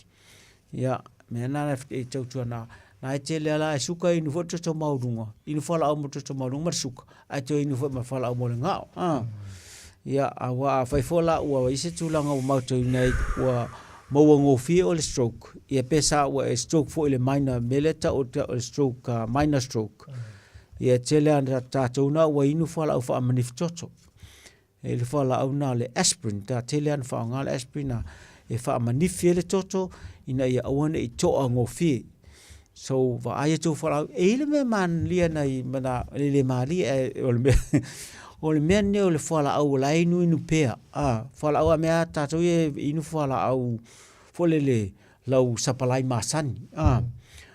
Ele lei le ala te ro alona lava mele fala masani a to anga te faile mele elo na la na lo la ni fala au te le ai fo mai ia na te e la le taimi lau mana o mele sui o le whalau pe tau file si pe ala sanga inu ala o whalau le si whalau ia ma tau fule sa ele se sui sa ele tau o sua wha mena ia la inu ala whalau le ngungu au le van tau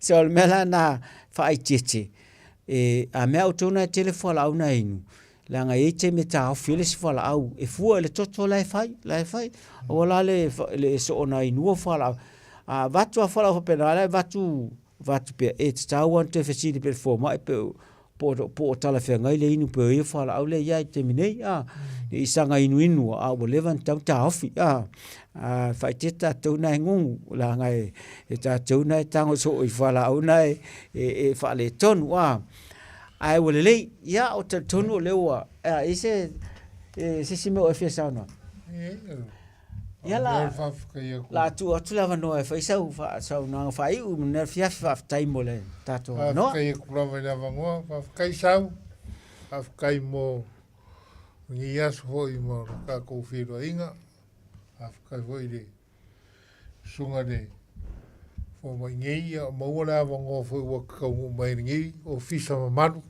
ia makawai a fōringa au le lei ngi ka ko sau nga kede o kala mo po fai a kulungo likio ia de foko a feilo ai de le ka ngo ia sau ia ma ke mai mo mai kuā ka ika sau mai maka au kulfang ia ka vangi sau mai safak ia ko mai ka mai kuā ia ngi aso la kala fia di mo kuā morfua ia vai lu kususka ko mangia maworo ia fa como pela uku la sunsau wa fianga ia ko ngi poma ka bol manga kaimi ia la e ko va morfua i ko ngai ko nga vai ia mangia ka bol manga ngi aso ma ko muri foi ma o mar ko ngai ia fa la pe o dela mo na maros vi ia le ro fa maranga le o de ko so i fua mai manguia ya le o la tatou mai ia tasi o na o e sa no fa tai vi ia le li tu sai man ia fiaf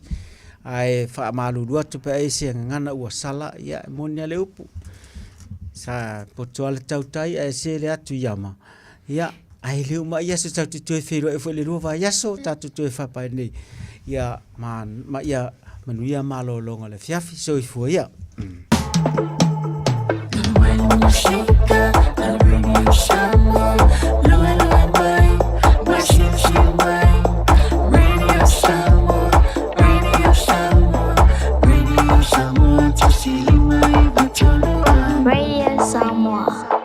Au kilani, pamur mole fa unga te tau le suawai, ua whaiti tia ti munga nei lole masani ai I masina o tea, ua malusi tele le alu le vai le tātou a ai, pamur mole fe sosori mai e ala I le whaiti tia o lo whaunga ina o le vai I fafo ma le whale ta ele, pamur mole fe sosori mai e ala I le whaiti tia o lo whaunga ina o le vai I fafo ma le whale ta ele, o ne ngai o inga e lua o le a maua ai se ese ngatele, pa vitai mo lo lango mai, morisi whaamtalanga, tanga ian I le watercare.co.nz. Matau te whaia ni fo aroi le aso lava te fio mai ai I le Shine Dental, ai e ia inga whaapitoa. Matau te salia le Afterpay, Zip, Q Cards, whaapea wins quotes I le Shine Dental. E whaia fua whaatalanoanga ma le ACC I le Shine Dental. Le aise tongi mo whanau I le bao le se furulua I le se furuwalu tusanga I le Shine Dental. Talanoa mai le tongi ino le whainga o nifo e whaunga ai le Zip, Smile Now, Pay Later. Le aise tului I le Shine Dental. A fio mai le 575 Great South Road Manukau pe bala au le 255 255 mo le Shine Dental.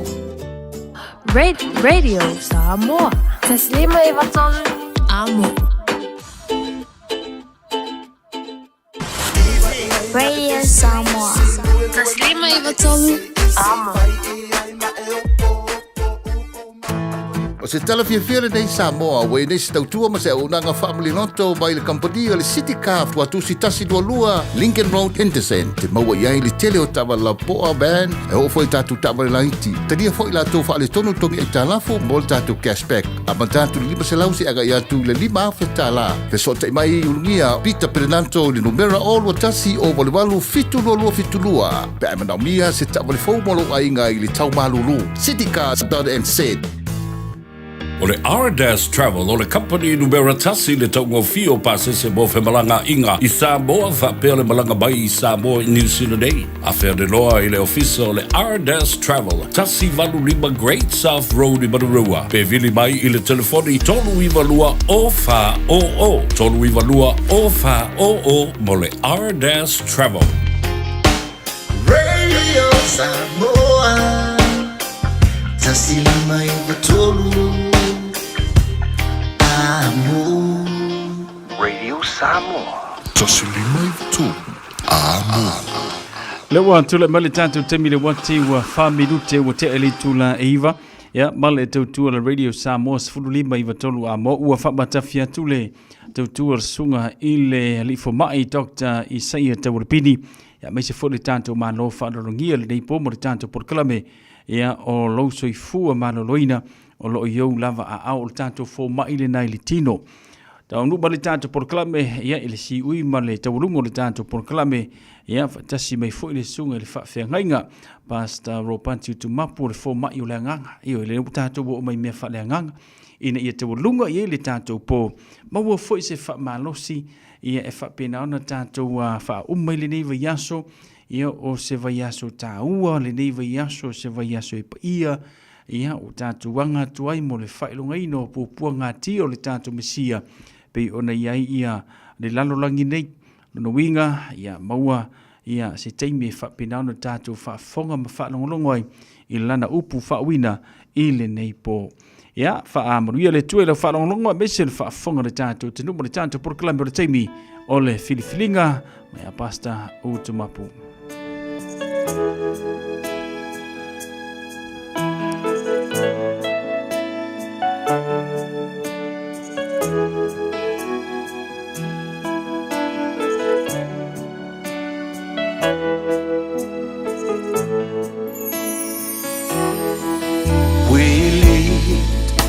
Our nation unto you,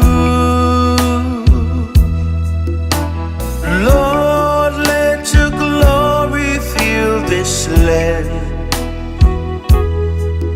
It's your desire, onward God, into the knowledge of your love.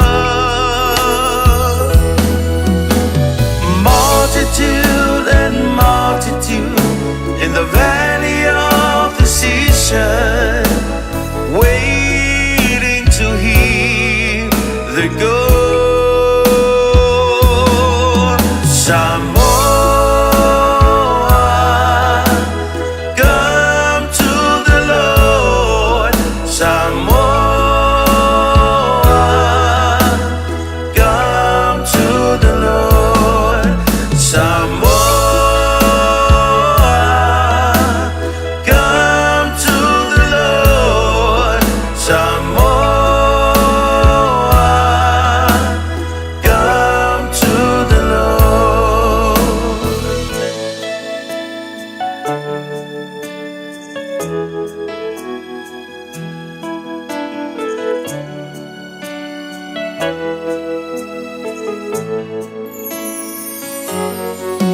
Uamato si atu lele atu nu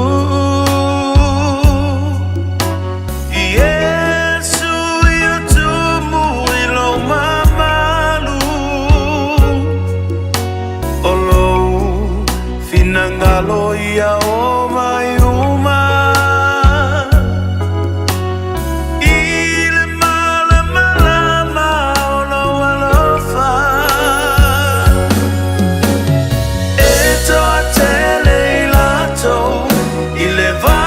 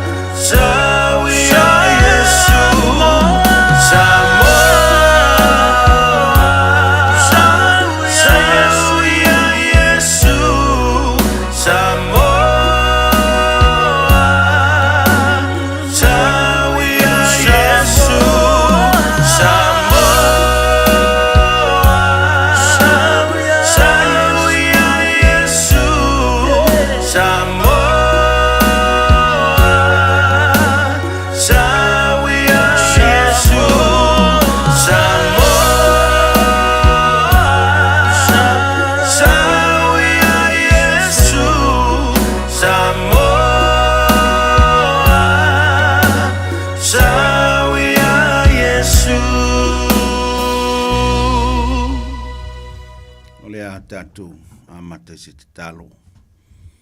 Mātou vi ia oe le atua. Siri ese lava oe le atua wha maoni.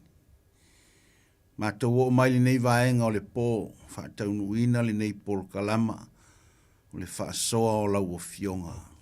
Wha aftai le malosi, wha aftai le wha malolo mai o lau o fio.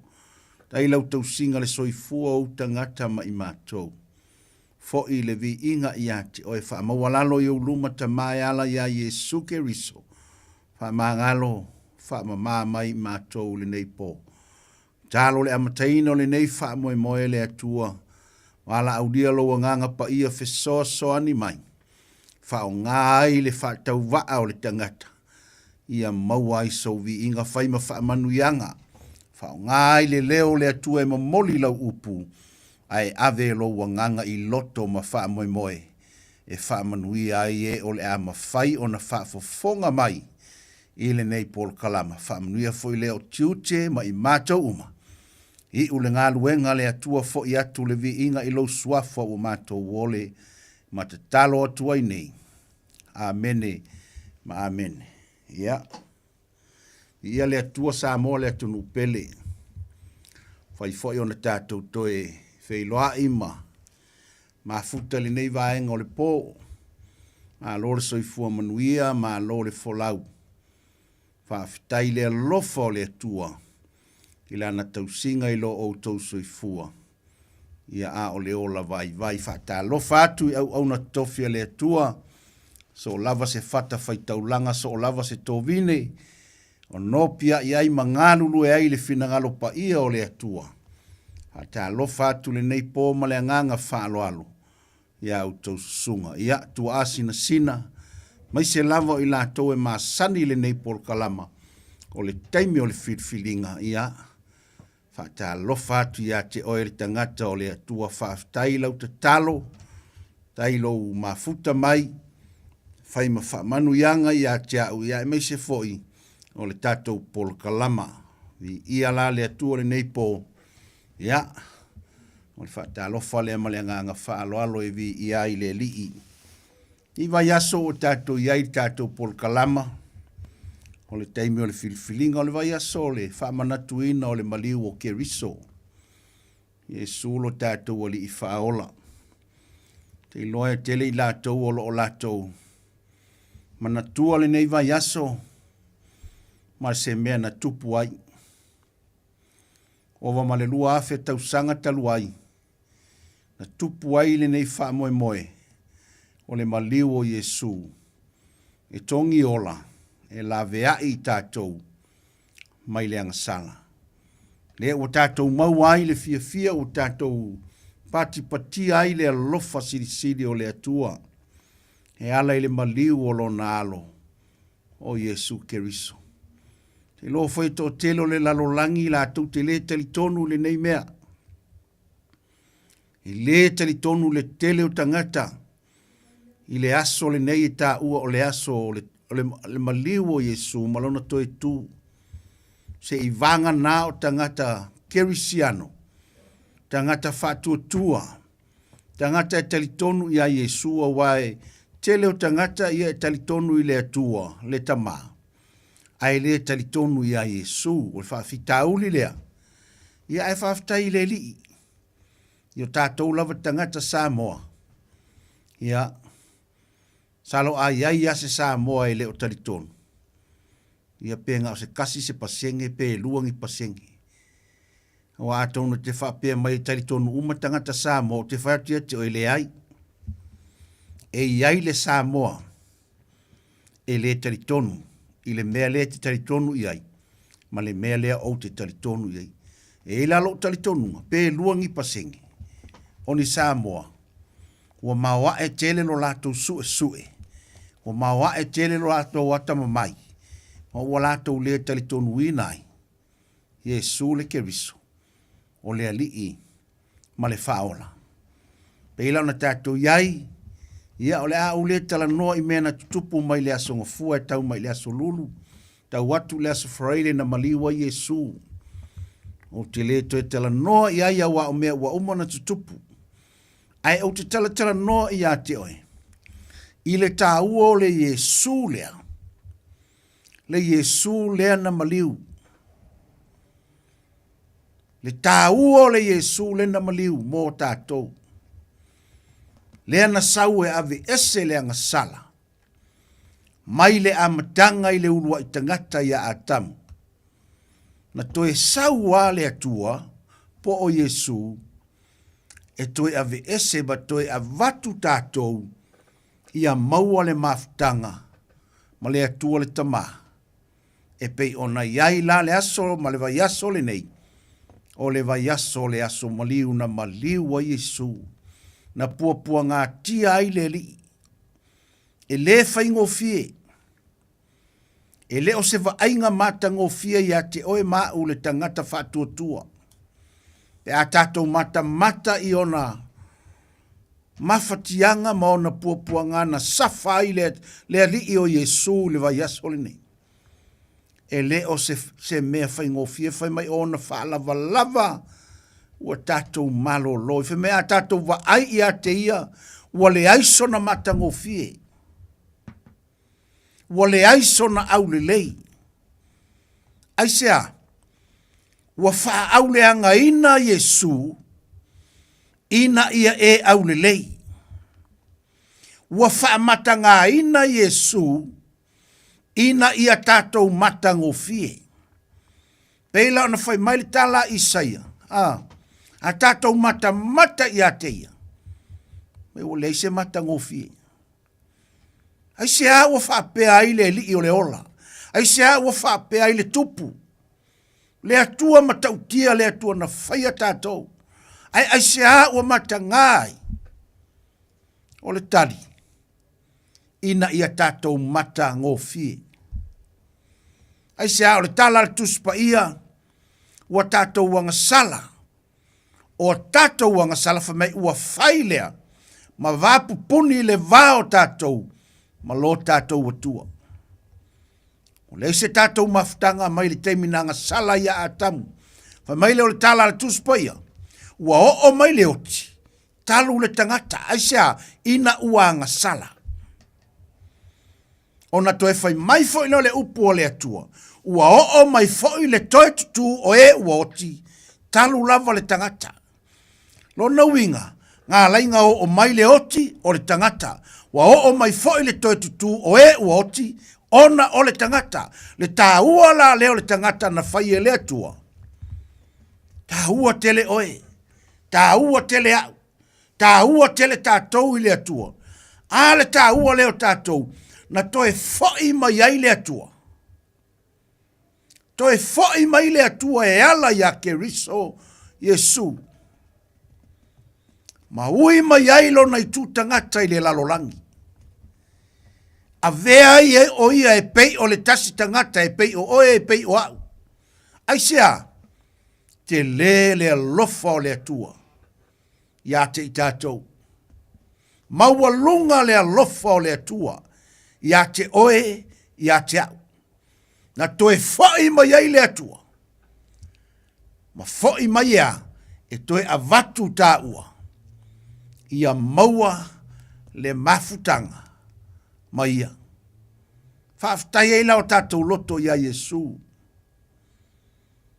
Le Iesu le na fo i mai.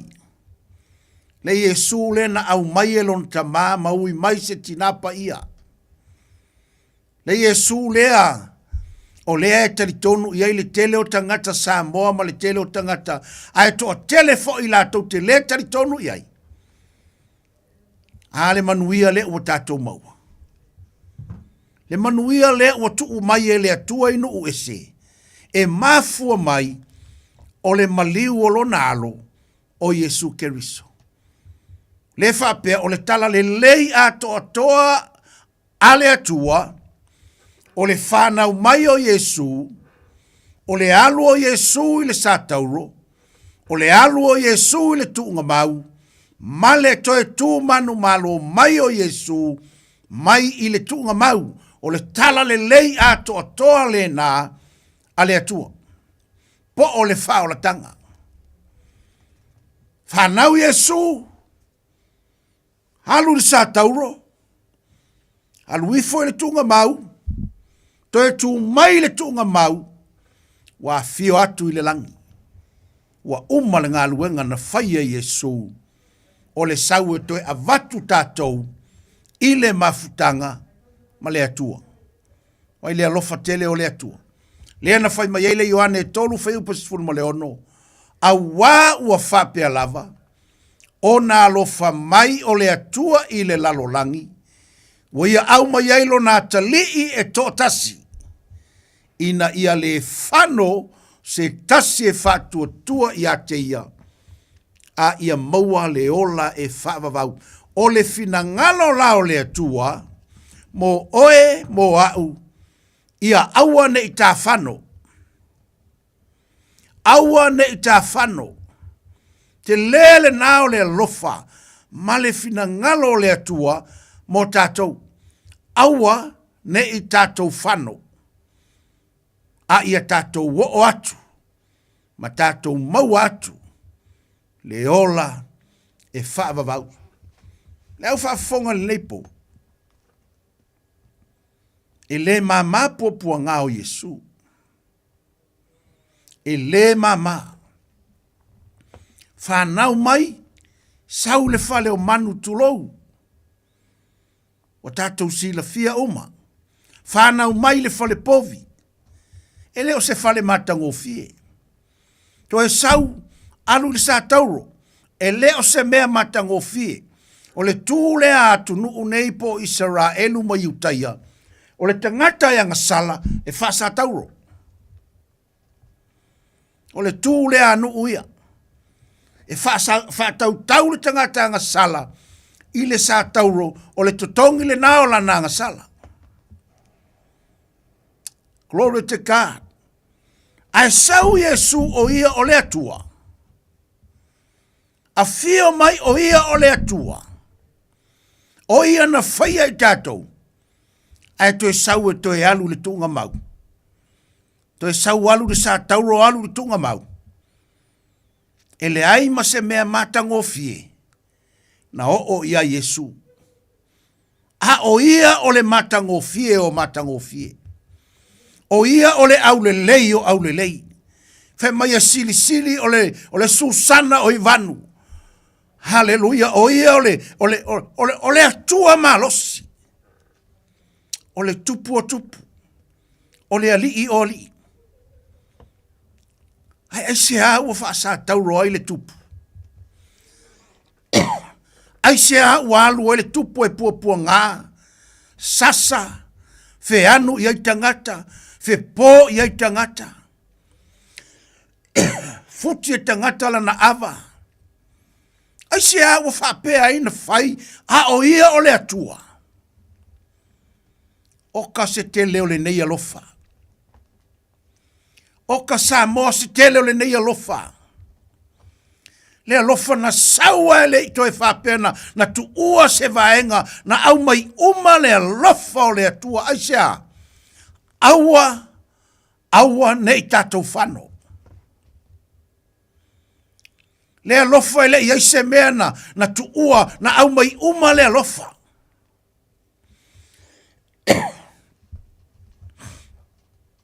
Ne tio Yesu fai mai Yesu.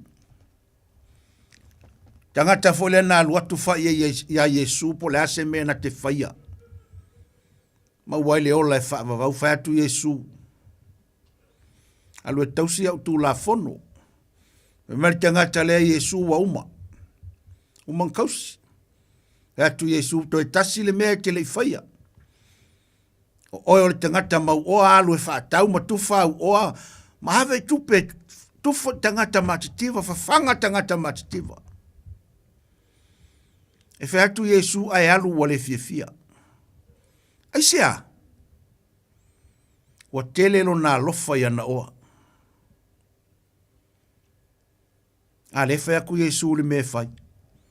E mauwaile ola. E mauwaile manuia. Ele o se mea makanganga whako Yesu e le fai. O le mea mangai ai le kufa anga o loa i tangata o matitiva. Ele pei o Yesu nga sasa e tangata Feanu ia tangata. Ino ia tangata. Tauemu ia tangata. Fai ia tangata. Amusia tangata. Taue tangata o ia o le tangata ngasala. A o ia o le tupu. A o ia o le atua. A o ia o le na whaia le lalolangi. Na whaia le langi ma mea umalava o iai. O ia na whaia. Ai wa peise I o ia o se tangata ele ai se mea. Peise I o ia o se tangata mawalalo. A o ia o le atua sili. Ua whaamata ngā ina Yesu. Ai sea, ina ia e matangofie ma o matangofie. Lea ua tātou aulelei whaale nganga. Ai sea, na auleanga Yesu ia kako aulelei. Lea lofa leo lea tua e makaukia. Lea lofa leo lea tua ia te o iai le vai aso le nei. Haleluya. Le tele o mea na tutupu le vai aso le nei i le lii o Yesu. Na alua na o le teimi. Walu luti o na puapua ngā. Walu ila na te talo. Vai o le atua e na alu at talo. Hao ka ua o tangata na whaia ia. E ka ke mamusu e kakalo. A o ia o le atua. A nga kakalo ngā alu le te talo. Whai mai ua puapua ngā tia ua ti ngā ila na te talo. Whai mai ua ia tō tuli wa wala awatu i le atua. Lo utamae. A whai e mawhai. Ave esele ne ipu ia tia. Aisea. Wala ngona Yesu le matuitui o puapua ngā. Wala ngona Yesu wa mamafatu le avenga. Aisea, na ia ave tātou wangasala. Na ia tau wamo o tātou whaale tonu. Na ia tau ave o tātou mafatianga. Mai lo tamai. A whai e mawhai. Ave esere ipu ia tia. Wala ngona ele li o Yesu. Le mamafa o na puapuanga. Talo whai le li whaola. Ai foi mai le moe o na so. Whai mai le sau noanga Yesu. Tau te le mawhai ea o no tau mata ala whaatasi mau. Ile nei tu potas. Le mawhai ea no tau whaatasi mau. Ma mafuta whaatasi mau, ma te talo whaatasi mau. Aisea, wa mana o Yesu se tangata e wheso soani. Haleluia, wa mamafa o na puapua ngā ia teia.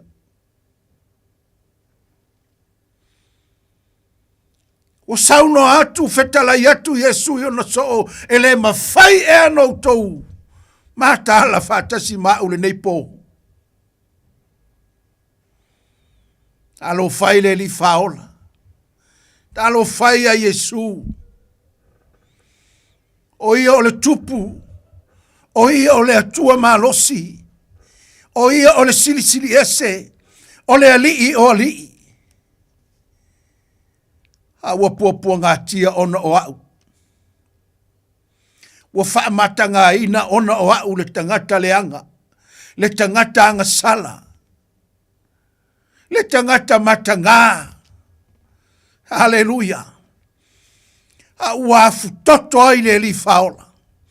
Ve mai lo tamae a whai e mawhai. Ave ese leipu. Glory to God. Aisea, wa taule mawhai e Yesu na inu leipu. Wala ngona le matui o puapua ngā o le oti. Le ti ofa mai le tuspa ia le otie o fea o iai lo tui. Le tunga maue o fea lo manu malo. Wa alanga Yesu aisea, wa ia la ngona ele whaingo fie. Wai ala ngona ele mama. Wai ala ngona le mamafa o le avenga aisea. O le lalolangi a toa lea na te tau aveina. Hallelujah, glory to God. Le au whaafafonga le nei po. Se asau me fai mo Yesu le nei vai aso. Se asau me fai mo ia. A fai o lea e wha manatu i le tausanga, ma lea tausanga, ma lea tausanga. Le maliwa lea o Yesu. O le fesili mo o e mau le pole nei. Se a e asau me fai mo ia. Se asau me fai mo le lii. Na pua ngā tia ona o au le tangata leanga. Lea wa o wolai, lea wa o manui ai, le na wa e au le leima e matangofi, asia, lea lofo Yesu ia te oe ma.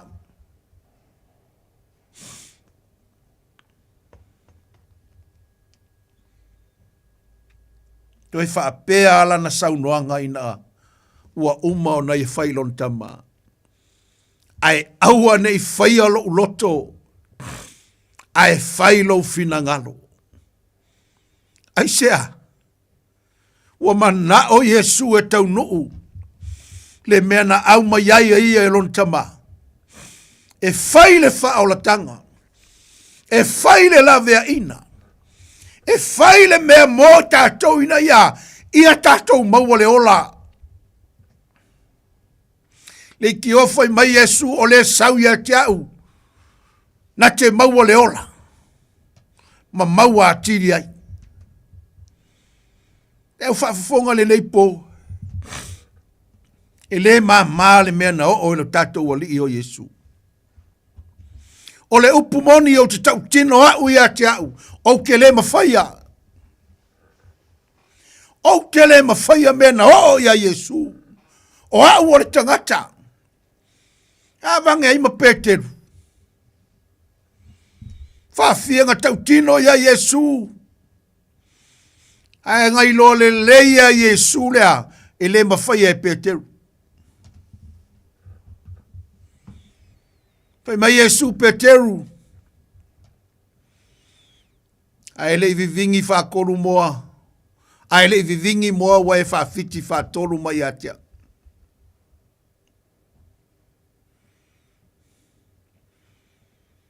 Nga umalonga whakoru whawhiki a Peteru. Vivingi lo mamoa. Kangi lo ma Peteru aisea. Wa manatua e Peteru. Na whaiatu Yesu. Peteru. Aele vivini moa wa e whawhiti. Whatolu mai i atea. Ai whawhitai le atua ono Peteru. E ui anga whawhiki. Ngai e iloa ako e whamawalalo. Ngai ai loa ako e muli muli. Ngai ai loa ako e alu e whailea. Fina ngalo Yesu. Ma Yesu Peteru. Kia lofa mai au. Mai Peteru Yesu i oe au te alofa ia te oe. Ma Yesu fufanga o mamoi. To e fesili Yesu. Peteru e te alofa ia te au. I oe au te alofa ia te oe.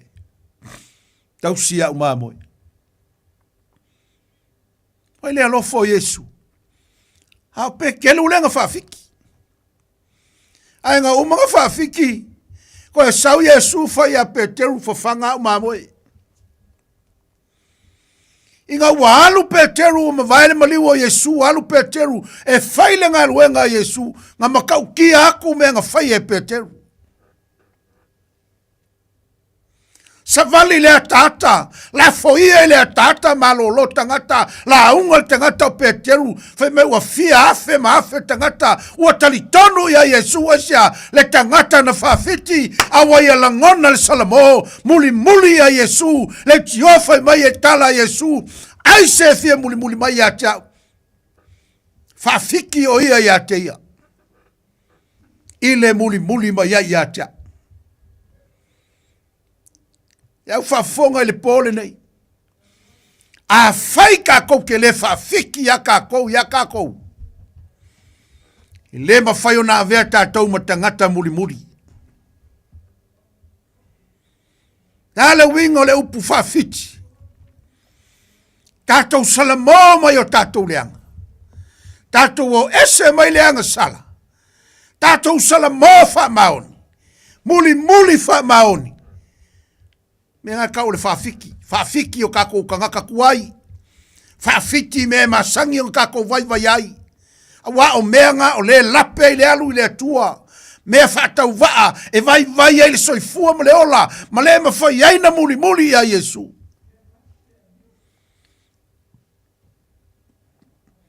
Ti ofai mai Yesu se ale au ngai mau waile lalo lang. Ai mau le ola. Mai lo le tala Yesu au se fa mau lo na ola ona o e maua e ia. Aua na lo muri a Yesu ma e alu e whalife au a Yesu. O tia, e ki koe maua. Mai ai se fa mau lo na ola ona o au e maua. Ai se fa fiki a tau fe mai Yesu ke fa fiki fo i lumolo kama. Ai fe mai la Yesu al tangata ele fa fiki. Tangata e fia tau au lumo kanga ka fe mai Yesu o ke fia fo. E kau ia i lumolo kama o kalimanga ia. Yeah. Te mana o tau o Yesu i lumolo tama. Fia la e kau Yesu tangata. Le ala foi le ingo o fia au yo ke sau tau watu Yesu. Ke le o sau lunga inge e kau waku sau loku le ai. Te ai, fa mole Samoa le ai. Ke le o sau lunga le nei por kalame o selotu le ai. O ke sau i lunga inge e moli mau le suafa lea. Aisea, o le suafa lea nga fa o la inga i lo wanganga. Anga le ai le mana i suafa le o Yesu. Le mana faiva venga. Na lavea ina mafeliwa ina le vai le neive. Tala no atu ya tioi. Le ala e inga o le maa. Nanga fai malitala Paulo o te le maa a o au. O te le maa i tala le lei. A Yesu keriso. Ke le maa. O le ale tala tangata fai mai ia kia upe lau mai lo valea. O ke le mata watu ia te oe. Na o Yesu e te olai. O le suafo Yesu e ke mangui ai. Ke leo fai aku se loku. Le sa upisingisi ngā mea. O lau pisingisi o lau sau i. E tau watu Yesu. Le Yesu lenga maliu le vaiaso le gei. Le Yesu ngā aru le satauro, le Yesu ngā aru le tunga mau, le Yesu na toe tū mai le tunga mau.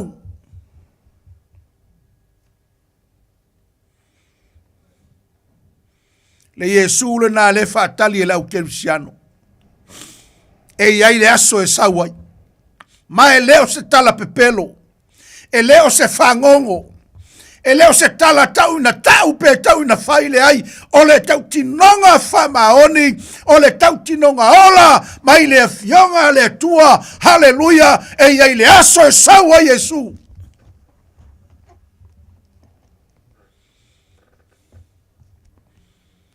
E lainga o fia e tau longa suafa. E lainga o fia e moli maule ngō Yesu. Haleluia asia. E iai le aso e saua Yesu. Se mai a wata tau te lau tutu tai to tasi lumo le no foa wha masino o le atua e ta tau ai. Wha fonga mai. Mai tātou te tau e tātou a mi o na whaia le tino pele lei pele anga. Le aiso tātou alofanga i le aso o le atua. Le aise tātou alofanga i le aise mea tātou te lalafi ai i le aso o le atua pe au na sau Yesu. Aisia, sau oia o le tupu. Ke lo le Yesu le nga whangau mai. Le nga whangau le whalipofi. Le Yesu nga sau whai mai oia o le whaola. Nga sau oia o le whaola. Nga sau e whaola tātou. A le aso le ngei. A le vai aso le ngei o le aso maliu. Le mea le nga sau ai Yesu e whaola kākou. Nga whangau mai. E alu le tunga mau. E koe ku mai le tunga mau. Ai sea. O ia ole whaola. Ioi. Ai kei lona le aso. Pe a sau Yesu. O le kako ke whakarikali e. Pe a whaia le whaamsinonga i le aso po le taimi muli muli. E le koe sau ai o ia o se whaola. Ai o le a fio mai. O ia o le whaamasino. Lua o ia o le tupu. Ai fesili mai ai se ai whapenga ai. E whapenga langa o le atua. He is God.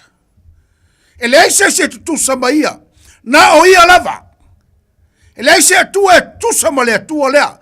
Whamai le tala le atua nga whai a mose. O lau ngoa ngei kau lau ngu. O lau ngoa ngei. O hau o le atua Abraamo. O hau o le atua Isaako. O hau o le atua Iakopo. Aisea. Ngai lo le leie le atua. E kele akua le lalorangi. Kele. E mai o ia kungu u iei. Kele o lau wingi kia ie o mai ingengi usila makako maka i o lako wakua. O lei longa se kua inga akua e vali mai. Sau mo le whakangaka, sau mo le whakangaka, sau mo le whakangaka. O akua ngā lau ori inga. Ai whainga kālanga o le sei ko kongo le kuspa ia. Mana tua foi vai kai mi o le whenga kuai le kele o akua e whai e lau ori ia. Kua pa ala. Tupua a saira. Tupua o ta kono. Mana tua le tala le teimina ava e Filistia le atola au le atua. O atu Filistia tu le atola au le mei ta kono. O ta kono le atua o le wali inga. Malama le tai au a fao ta kono. Koe waku le ngu koe whaaku. Le lato watua. Toi malama ele si tai au koe pa u foi ta kono fao i lalo alu eselo nga unu. O le fesili ai sea. Ele ai sea tua tutusa ma le atua lea ka koke au aunga makarikongu iai. Ele ai sea tua tutusa ma ia. O inganga fai mai ele kala le ngu o Filistia o le akako koe o e whaafoi le akola au. Langa o le ato le atola au o le ato le whea ngainga le atua ma Israel. Ke lo le atua o le kausia i anga whea ngainga. Koe o le ngu koe kalangoa o le amomoli le akola au aisia. Wala koe loa ua wha le kongu le ngu ongo lea o le akola au. Oso ai ma wha mai le ngu. Oso ai ma mala le ngu. Wala koe loa o le akola au le ma fuai aisia. Langa e mala malama Filisikia e ma kaukia le atua o Israel. Ai ngā o le kaimi o le amomoli le akola au whai mai le kala le ngu. Awale mo moli fuaina, whaafonga Samoa. Mai ka ngaka e le karikongu ka kaua kua, ma le atua Israel. Ai ngā hoor kai mo le a ave le atola au le whenga inga, ai whai mai le la tautala, a ave le atola au, awale ave fua. Whaingi me mo moli ai. Whaingi me ave ai. Awale ave fua. Aisia, wala tau i loa le matau tia o le atua. Ai kei loa, e ki nganga i loa le makau kia o le atua. So le e whapau pau ao langa o kangaka. Ke le fwela ngā o soifuanga le o lange ia kako. E kako kei loa le atua.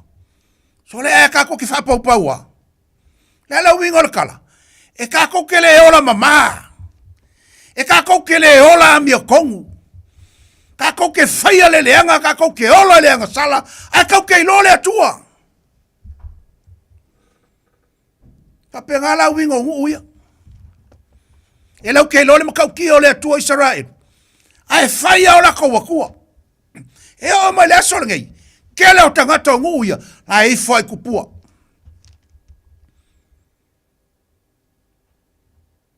E kau kilo i la wari ia i ngai usila. E le falsa si kalesia inkia le kalango le mako. O le falsa le mako kai ka.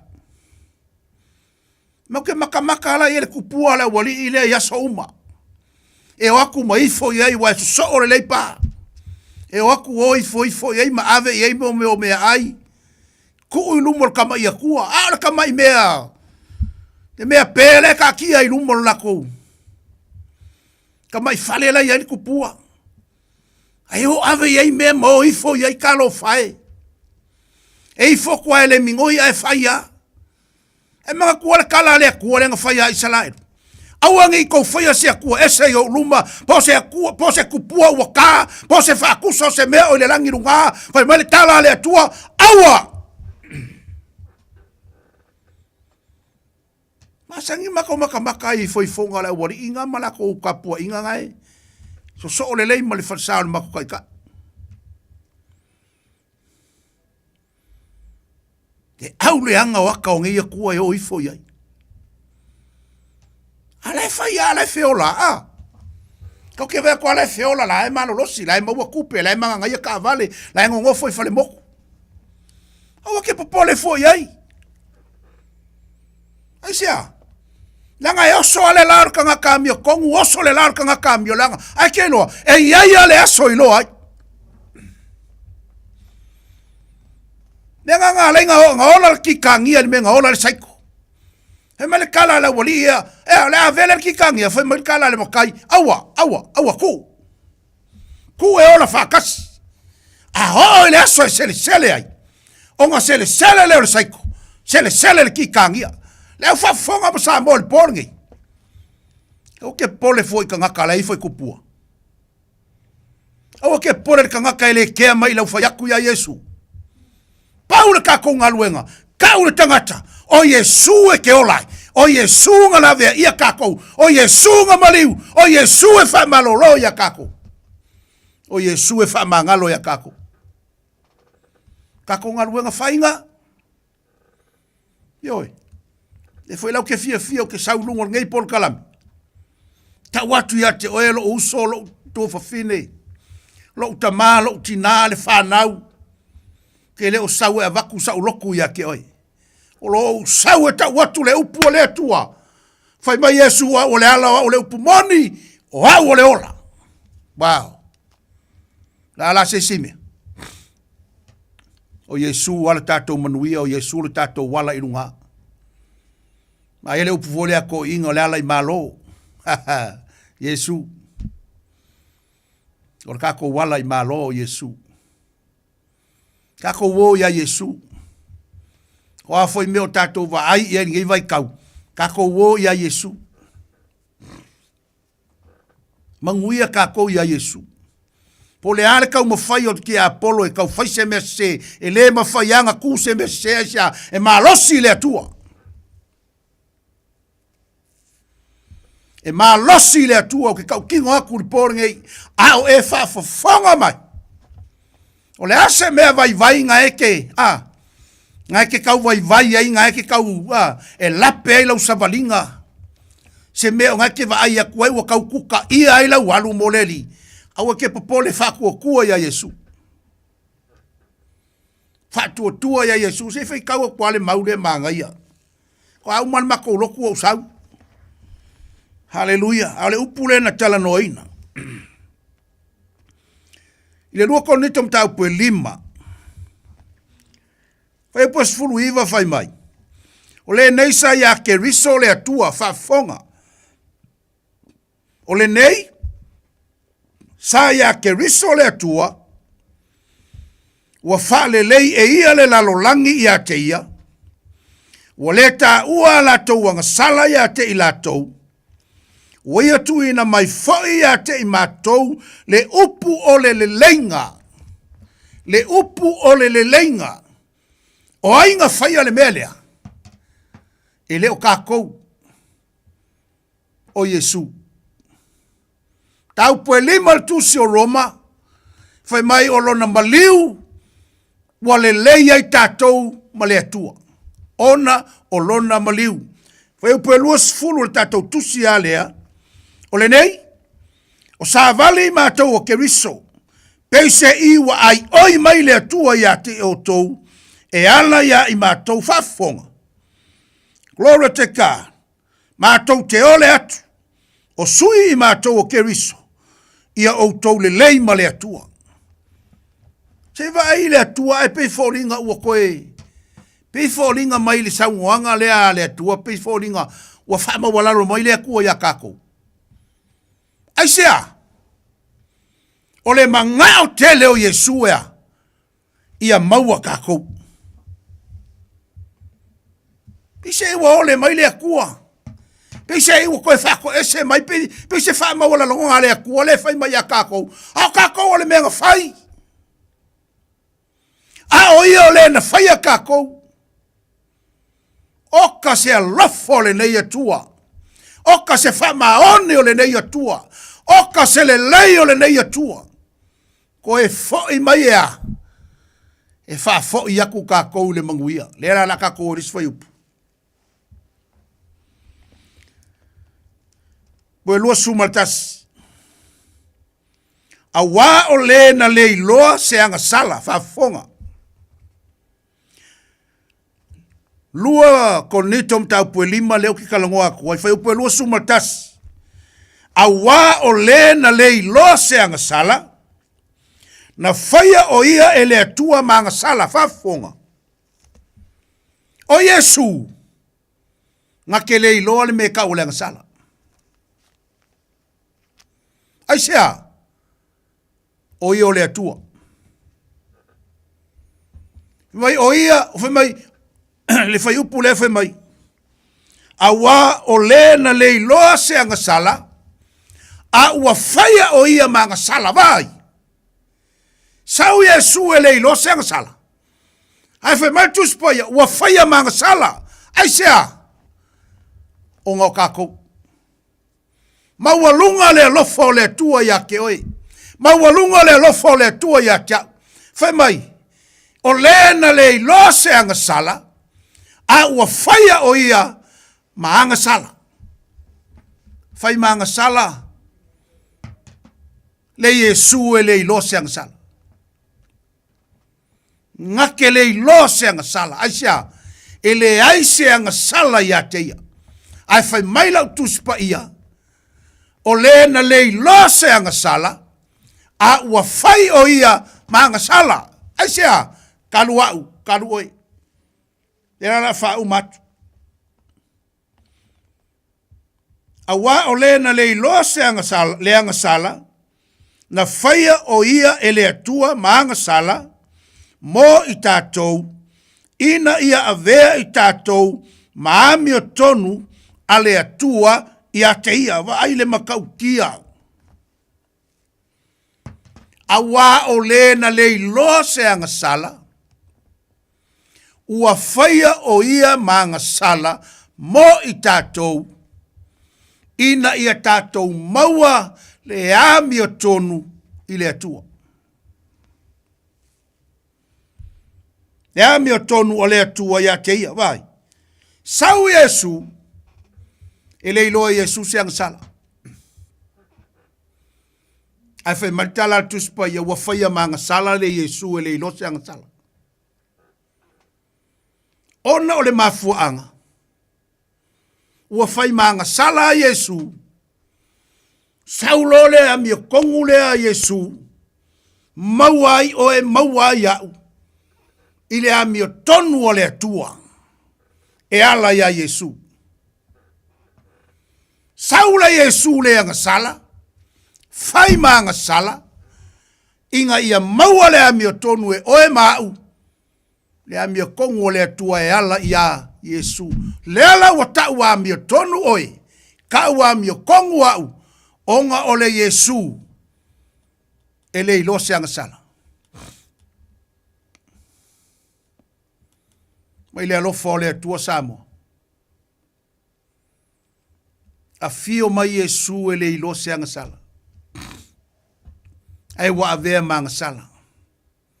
Inga ia whaia tā ua māmi o tonu o le atua. Wale wha manguyanga ke lele. Wale wha manguyanga le ua kako maua fua le wha manguyanga. Le mea fua i fua lea. Le wha manguyanga maua fua lea oi. O Yesu o lea mio kongu. Le skako wa mio kongu. Kako ele se mea. Makuale aile ai kako. Ai fai mai o lena le ilo se anga sala. Ua fai o ia manga sala. Mo i tātou. Ina ia tātou maua lea mio tonu o lea tua ia te ia. E ala ia Yesu. Nga sau e mo moli mai lea mio kongu. Ai ka ua nga sala le kangaka le sala. Wow. Sa mo le ufafonga le neipo. Te ofo ya te ofo le neipo. Le aso la ngona le nei vai aso. Le Yesu e le ilose anga sala. Le Yesu e le ianga sala. Ai fai maltus pa ia ua fai manga sala. Mo i tātou ina i tātou maua lea mi o tonu. A le atua ia te ia. Ia Yesu. Saula ia Yesu. Nanga le Yesu lea nga ka ua nga sala inga. Le Yesu lea nga ka ufa sala inga.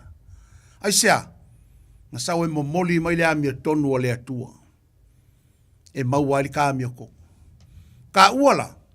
O le tangata. A o le tangata. Ua tau a mi o tonu ina. Ona o le Yesu lea. Nga sau. E au mai lea mi o tonu o le atua. E ala ia keia. O ia nga sau mamoli malea mi o kongu. E ave aile tangata lea. E tau matangata a mi o tonu. A o Yesu o lea mi o kongu. Pipi mai la lea mi o kongu lea ia ke au maoe. Ka ulo leo ka ua. Wa ave matangata a mi o tonu. Wa mauare ka mi o kongu. Ile mi o kongu o Yesu. Ka usala. Ka ua nga sala Yesu. Ai ka ua mi o kongu ka ua. Ai ala ia Yesu. E manga ia la ka o ia Yesu. Langa a ka o ia Yesu. Wa ave ese lo ka leanga. Wa ave ese lo ka makanga. Wa ave ese le ka nga sala. O ka ua ka nga sala mo ia. Peke fai mai e ke a mi o kongu kweo ke oi. E ke nga sala. Kau ke nga sala uma. Nanga le tala tuspa ia. A wa nga sala tangata umalava ma ua leo o le vi inga mai le atua. Ai se amenga leo o mai le vi inga mai lunga. O le nga sala. Wa fa nga o mai le oki kalu le kangaka ongo le nga sala le kangaka nga o mai le oki. A wa o mai foi le koe ku o e o oki kalu ale tangata. Ai se le lofa leo le atua le fai mai. O ia nga le ilose nga sala. Ua whaia o ia maa nga sala. Mo i tātou. Ina ia tātou maua lea mi o tonu. Ale atua ia te ia o a Yesu. A kako wola ia Yesu. Pipi i mai lea mi o tonu ia kako. A vea leo oe a vea au. Matangata mi o tonu. Ona o Yesu wali manga ia. Ke fiwa la e kaule loku. Ile ai ma se me fa pe mai ai. O nga kako maua ele o se ami o kong. Ile ingo le lo. Le ai, le se me fa pe nga. Le al mele fe maltus pa ia. O ia ele ilo se anga sala wa ave manga sala mo i tātou. Na i tātou maua le ami o tonu ia te ia. O Yesu. Kako wo ia Yesu. Samoa. E maua ia Yesu le ami o kong. Maua. Kako wola ia Yesu, kako loloku lea, kako kanga kami o kongu. Ai le ye manguia me fai le loku, oi sea, langa o kanga kami o kongu lai le loku. Ai foi la kanga kami o le kongu, o kanga ka foi ngaya, e sapa ai me kongu le loku. O le manga ia la le faa ami o ko kau ami o kongu inga kako uma. Kako a kako ngalulu ele ka le sia fai le vi inga o le akua. A vivi la kanga kami o kongu, oi sole. pa u mai le langi, ai sia, le winga le kala. E ke langonga le mamalu o le akua i lalongei, pe a whai kia, e ke vivi i o kanga kāmia kou. E au mai le mamalu o le langi, e fio mai le langi whakasi maka kou pe a, e au le teime tāpua i tangata amia tonu. Le lai whai mai kala le kuspaia, whai mai kala Yesu, o lo sa iri tangata tāpua i mai a tiau i le anganga, male wha maoni o ele kangaka le whasingo iei, le tangata ua tau a mia tonu ina ona o Yesu Keriso. Samoa. Wa yaso le nei ole, mali o le li. Le aso sale to tu o Yesu. Fai o ani fa le tonu Salamone. Fa ma walalo nei a Yesu. Tatou te manui ai. O le tatou te talo fa aftai ma. Fa aftai lo walo Yesu na fio mai. Fai ale tongi ola mo i mātou. Wa tau ami o tonuina i mātou ona o Yesu. E ala ilo na maliu. Whaaftai vi ia lava o e whaamanuia e o whaafonga mai. Maua mai le nei pol kalama. Ia alu lau upu ma le mana. Nga lua i fina ngalo ma whaamoe moe. Whaamanuia ai o tangata. O e fwisi tangata mai o whaafonga mai. Ia lau whaamalolonga tu atu lau au auna ia tā vita le whale mai. Yesu le mana o lau toto. Ma le mana o lau suafa. Whaamalolo atu lau au auna i le whale mai. I le mana o lau lava toto pa ia whaamanuia. Lau au au no tiute, ma le nei por kalame e maise o le leiti o whaamanuia i mātou. Uma le ngā luenga whaamangalo mai. Ao le vi inga. Fo iatu iati o Yesu le li whaola. Amene. Ma amene. Ia, sa mole tunu pele. Tato por kalama na le nei po. Taimi o le filifilinga. Filifili Yesu. Te manuia ai. Fai foi te le alu se lotu. Ia. Numero 5 Mason Avenue. O Tahuhu. Ia alu atu tatou. Fai toi tu. Tatou eva. Aso sal. Talo se fut. Ia. Tatou fia fiafi o le lima. Ia fai ele eise lotu. E lotu. Ia fia asia tu e foi. Ia. Ele tau fia. Fa pete fia loatu foi te asia tu ta fei loai. Tala le fai tu toa maua le avanoa. Tatu e kalesia, ia, ma lole ono sai, ma lole fa malolosi, tatu wheloa i tai aole, tatu por kalame masani, e pe ona iai, whaaftai ti talo, whaaftai e tu foile au whaafonga, ia a ua pat, a ua sala foi se pati le nei po, a mawalalo atu le au auna e whaatau waa, a maangalo mai. Ai lafo ia wau ole, pe au ole sami, ia manu ule ai nani wha le tonu, e malu ele au auna. Wa mawalalo to ele nei po manuia le eseta. Lo fa tu foi ta ia wao le kalesia. Sunga ya taito malitina manuia le aso maliu. Mese le kalesia Voice of Christ. Ia po fia lava e fa fonga ma ia lo fatu. Manuia le nei po. Ona o Yesu le lei fa tai foi la na auna ya sau. Mo le tiu te fa manuia le atua. God bless.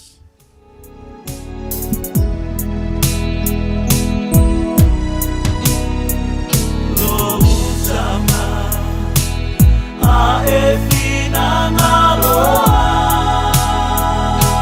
ai a ve se le nei ia o le ingu ai aua